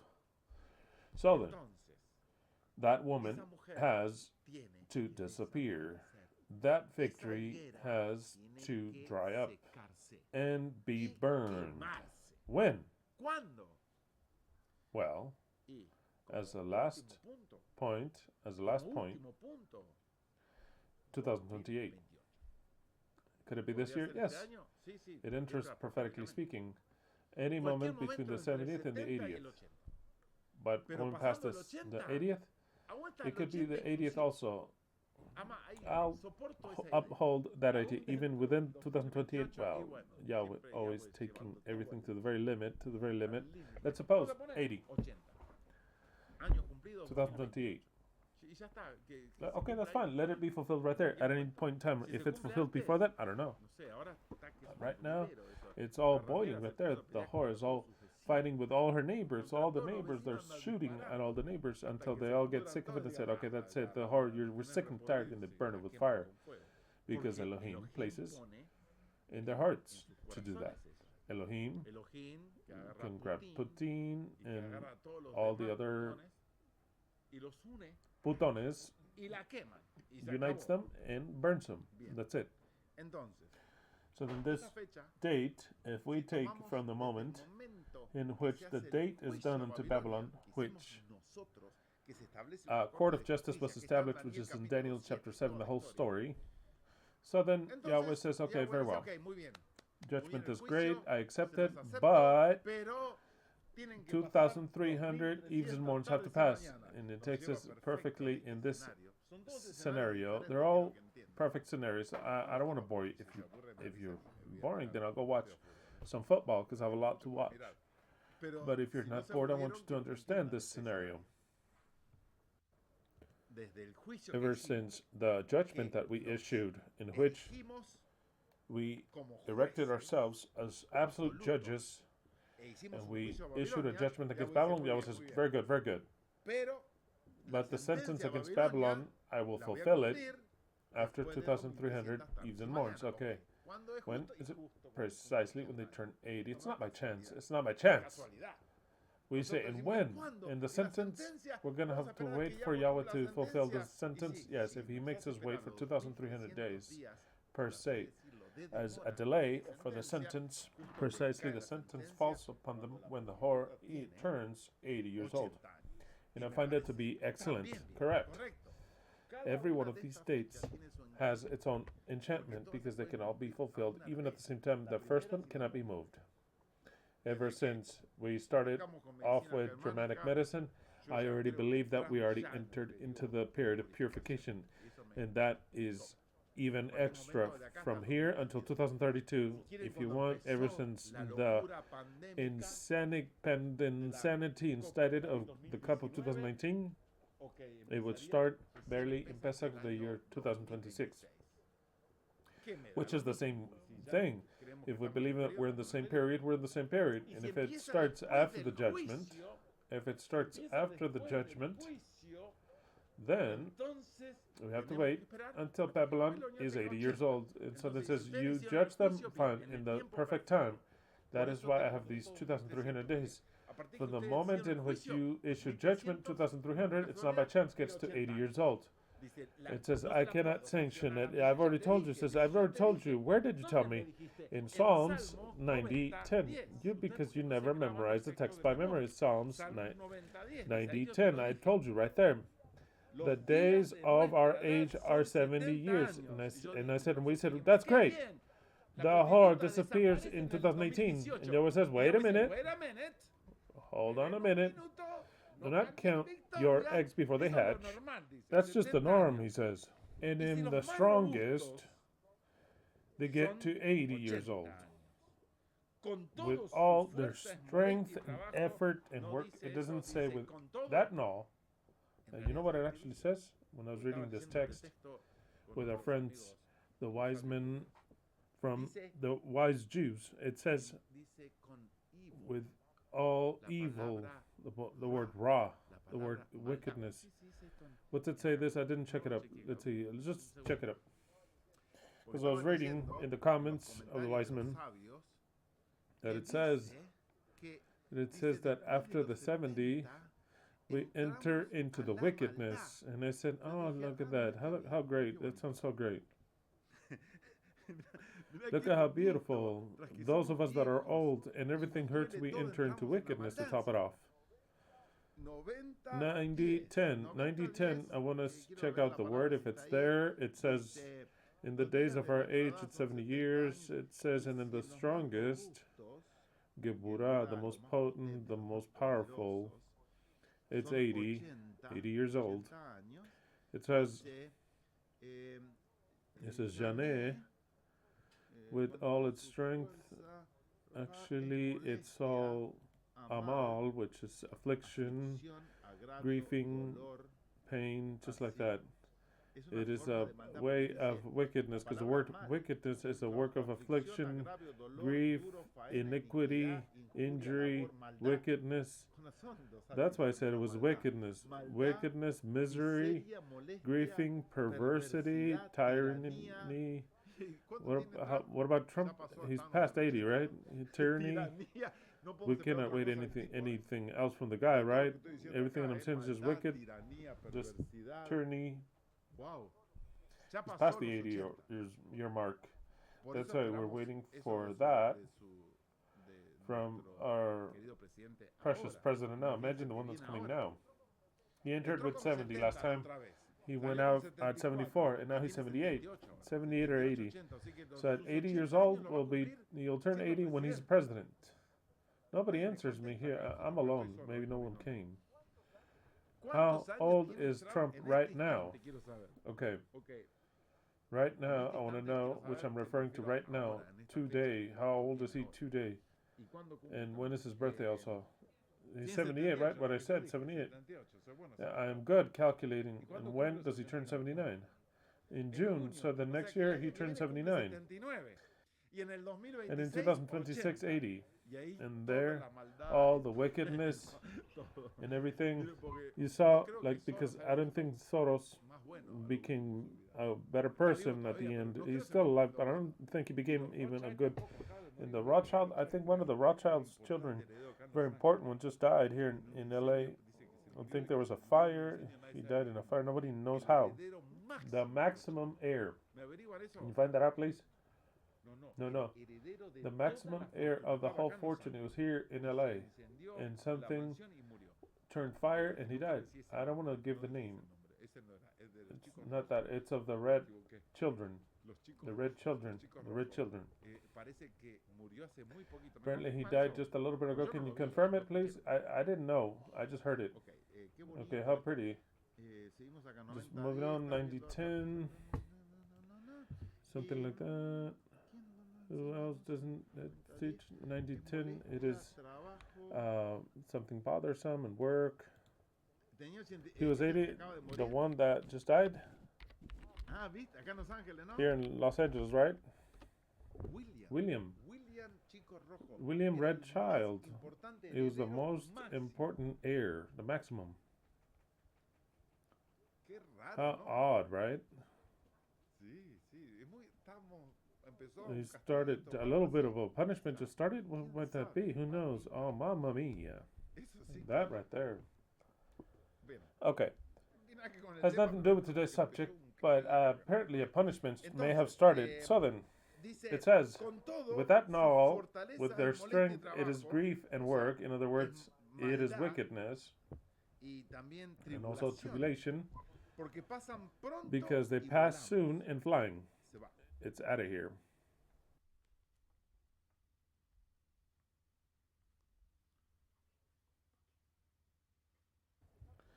And what follows of the text is interesting. You know, 90:11, it says, who knows the power of your wrath and your indignation according to how you should be feared? Wow, who knows the power of your wrath? This is to give us fear, the fear that David felt and all the rest.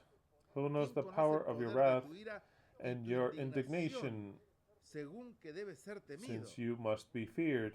Teach us in such a way to count our days. How interesting, because I could care less what David writes and what David thinks, but I have to look for the spirit of everything, because or else it doesn't make sense. I could care less what the fuck the guy was thinking. What I care about is what Yah was trying to give me through the cover. So then I read this and I read 70 years, maximum 80.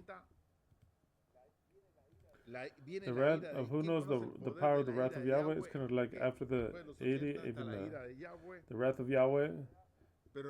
But actually what comes is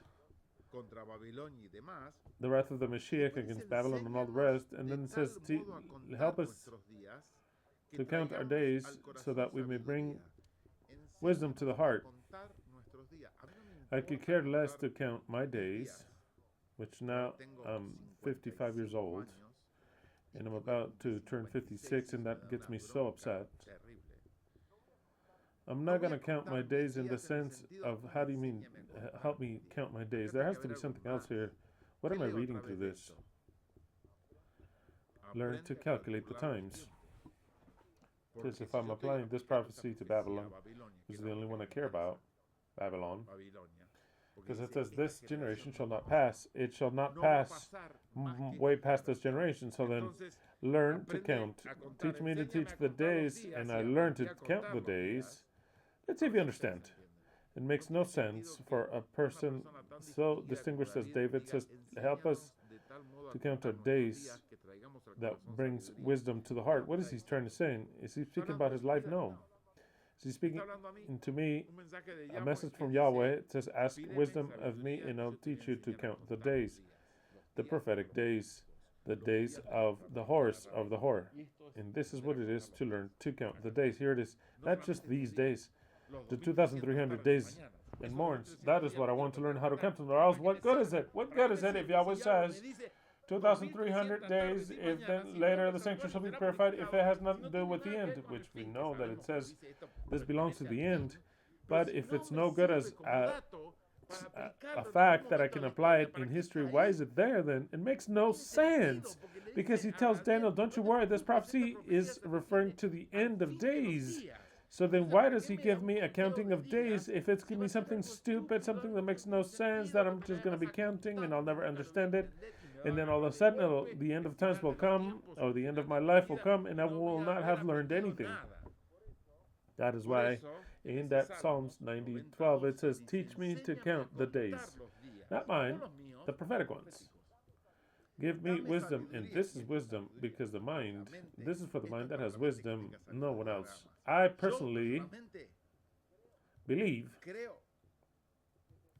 that ever since the eternal truth was raised, Yahweh has been preparing us, and he placed us in a ride, on a ride, which means a ride that has been guided, which is like a roller coaster that has ups and downs and really vertiginous falls, hallucinating, and some are scary, but everything is absolutely guided prophetically, and this little cart that guides us made us issue judgment. It made us have a division between the lies of Babylon, and he made us to believe the truth, to free us from what's coming. That is why these dates are so important. Every last one of them. Every last one of them. I like them all. He says, which one will be fulfilled? All of them will be fulfilled because we made a judgment, and the end will come. Because we learned Germanic medicine, and we shall be purified entirely.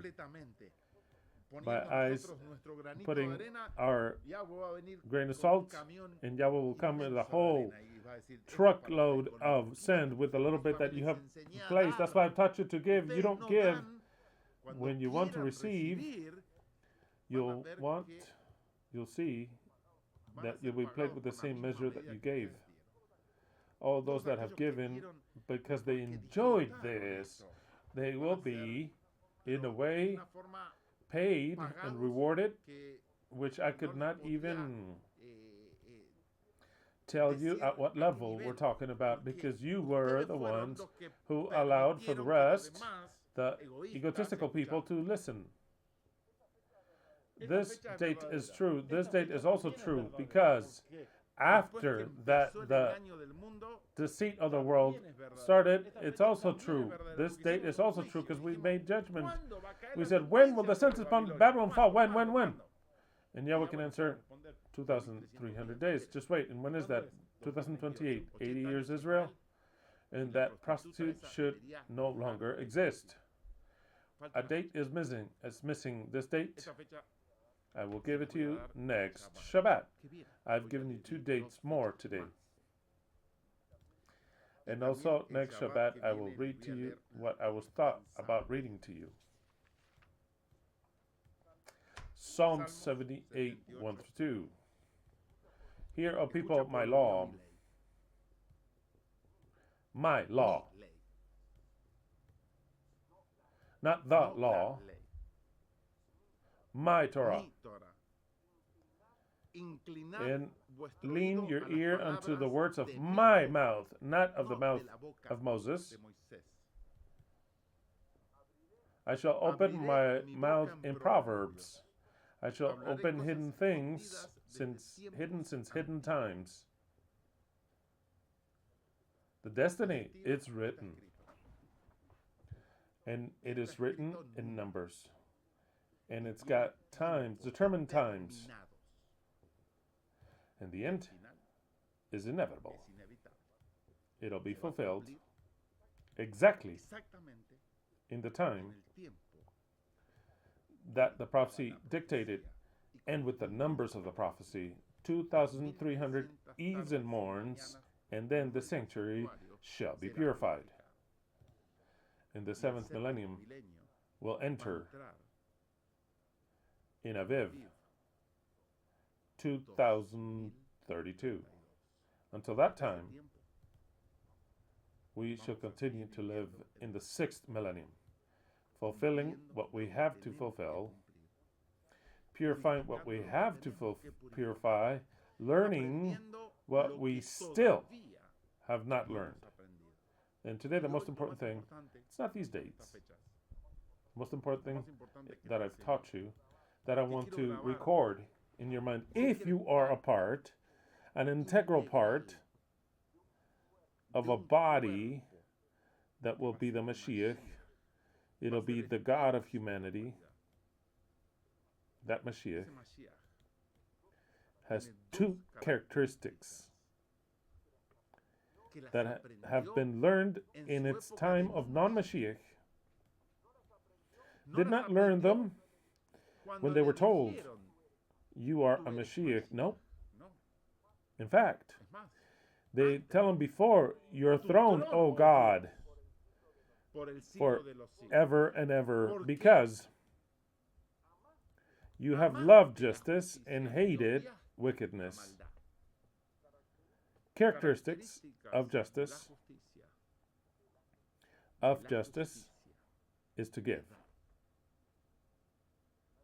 No one can exercise justice if they do not give. And the other characteristic of justice is to forgive. Today I've taught you two characteristics that you have to start to practice. With the dead, as I've taught you, with the living, but today, in this week, I'll give you a task. You'll start to remember in your mind all the people that you have some sort of anger against. It could be a small anger, or it could be great. They could be living or dead. They could be close or far. But you will do the exercise, the messianic exercise of cutting away the binds and the ties that have you imprisoned, which is anger, bitterness, which is not being able to forgive, which there are things that you may remember, and when you remember them the most, they can even shock you, and your breathing can, oh, they did this to me, because the pain comes back. You have to get to the point that there's no more pain, of remembering and saying, oh, yeah, it was like a test. And yes, thank you. Thank you for being my master, my teacher, this person. Thank you, Yahweh, for doing this, so that I can develop the power of forgiving. Because it's a power. It's a power that one has to develop. Never will Yahweh come and give you the spirit of forgiveness. A person that has a lot of rancor, a rancorous person that has so many things kept inside. And all of a sudden Yahweh comes and says, oh, now I'll give you the spirit. You can forgive everyone. Oh, look how beautiful it feels. And now you have to start to forgive. No. It doesn't work. It doesn't work that way. There's a reason why 7 years are still left. Because there are still things that in your personality, that in your life, you have to start to work on. And one of them, today I've given you two. The first of which is to give. If you're too stingy, how do you get rid of being stingy? There's only one way. There's only one way. How do you get rid of stinginess? By giving. You have a heart that giving the best of you. Comments, money, gifts, That will make you a person, a giving person, because the Messiah is the most giving of them all. So then there is no divine remedy, a pill, a power that they can put their hands upon your head, the Holy Spirit to descend, and you go from being an egotistical person and now you're so giving. No, no. That is developed. It is developed. Sometimes you don't want to. You have to open your heart and give and understand it. Why? What they're giving you. Why you have to give. Until you become a person that gives. A giving person. Like the Messiah, there is no other. It is the greatest of them all. He came to give. So then, start to practice it. And the other point is to forgive. Look in your mind for all the people that have hurt you. To the point, you know that when the exercise ends when you want to remember who hurt you, and you can't remember because you've forgiven everyone. It says, oh, that was an exercise. I no longer feel anything. I no longer feel anything. That day, you will have graduated in that subject. But you have to be honest. If you're not honest, the Messiah will look at you once he has the special eyes and say, you are filled with pain. You're filled with pain. That has not scarred. You have to learn to heal in order to heal others. Like Yeshua said, the doctor, cure yourself. Doctor, how do you dare try to cure someone else if you are not cured? You cannot be the Messiah if the Messiah has not learned to forgive. So then, today has been a day that has been splendid. And the message so splendid as this day, because you have to learn to give. That's the most important thing, not these dates. You want to be better? Then my mission is to make of the people the best that they can be. Like the United States theme, be all you can be. Be all you can be. Like the army of the U.S. calls you, he says, come to the army and be all you can be. That's what the army says, right? Be all you can be. Well, no one went to the army. No one knows a thing here. It says, be all you can be. But in order to be everything that you can be, you have to start to practice. Or else you'll stay with be all that I could have been. Not what I could have been or got to be, but rather we have a mission. It's 7 years as a mission. We have a mission. But one that's actually difficult, which is to fight against oneself. The preparation for what Yahweh demands for this task is strong. It will not come automatically. What will come is a compensation to your life. What will come is an augmentation to your earnings. Marvelous what I'm telling you. It's kind of like the parable. The one that had 10 and he multiplied it, Yahweh gives him a lot more. The one that had 5 and he multiplied it, Yahweh gives him even more. And the one that had even less, but he kept it and did not multiply it, that right there was taken away.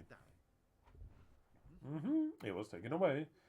And it was given to the one that had more. That's the way it is. Use your mind, your spirit, your body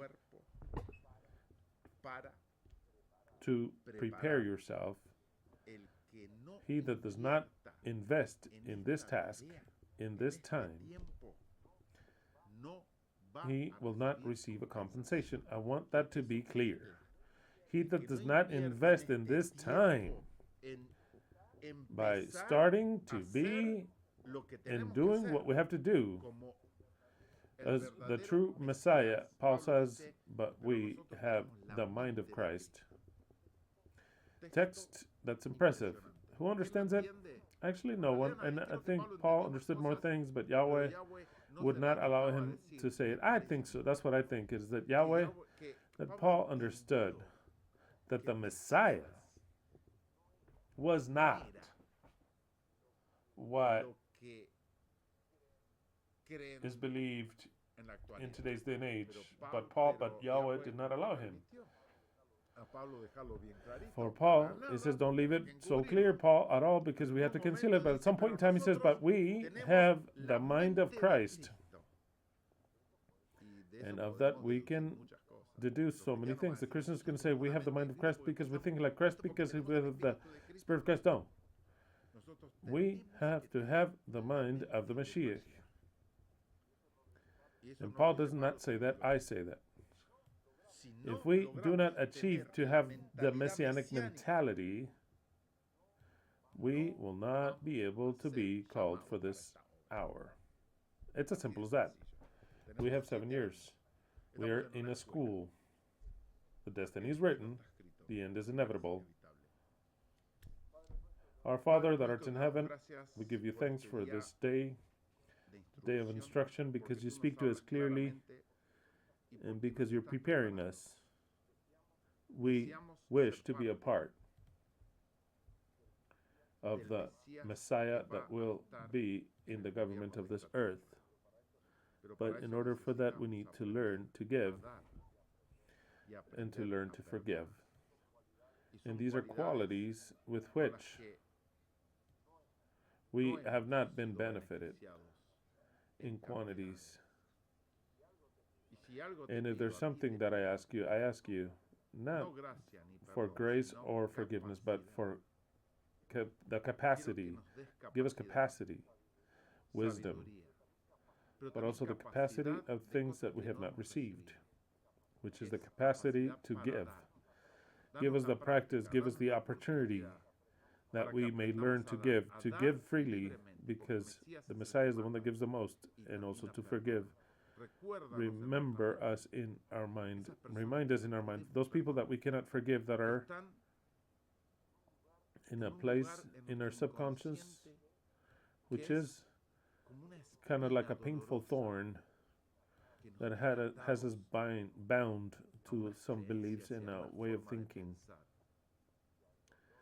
and the pain itself, which not forgiven causes, show us and give us occasions, more occasions to forgive, that we may practice, because the Mashiach is the true forgiver of humanity.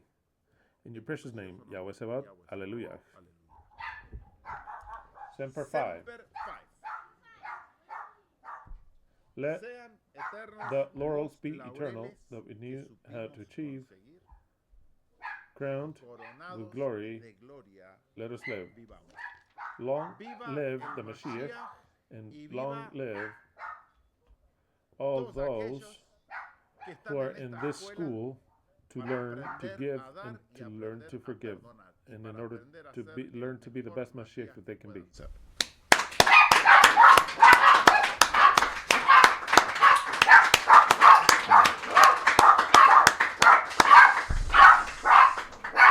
Hallelujah to every one of you. They did a whole conference. Come here. Hallelujah. Come here. You want to go out? You want to come out in camera? Come here. Come here. I have both of them here. Come here. Here you are. This is the one that was barking so much. Here you are. Yeah, the show. That's the show. Oh, little pretty baby. And we'll meet again next Shabbat. Hallelujah to every one of you. Don't forget to comment. Don't forget to give us a like. And do not forget to practice both things that you've learned today. Hallelujah to every one of you.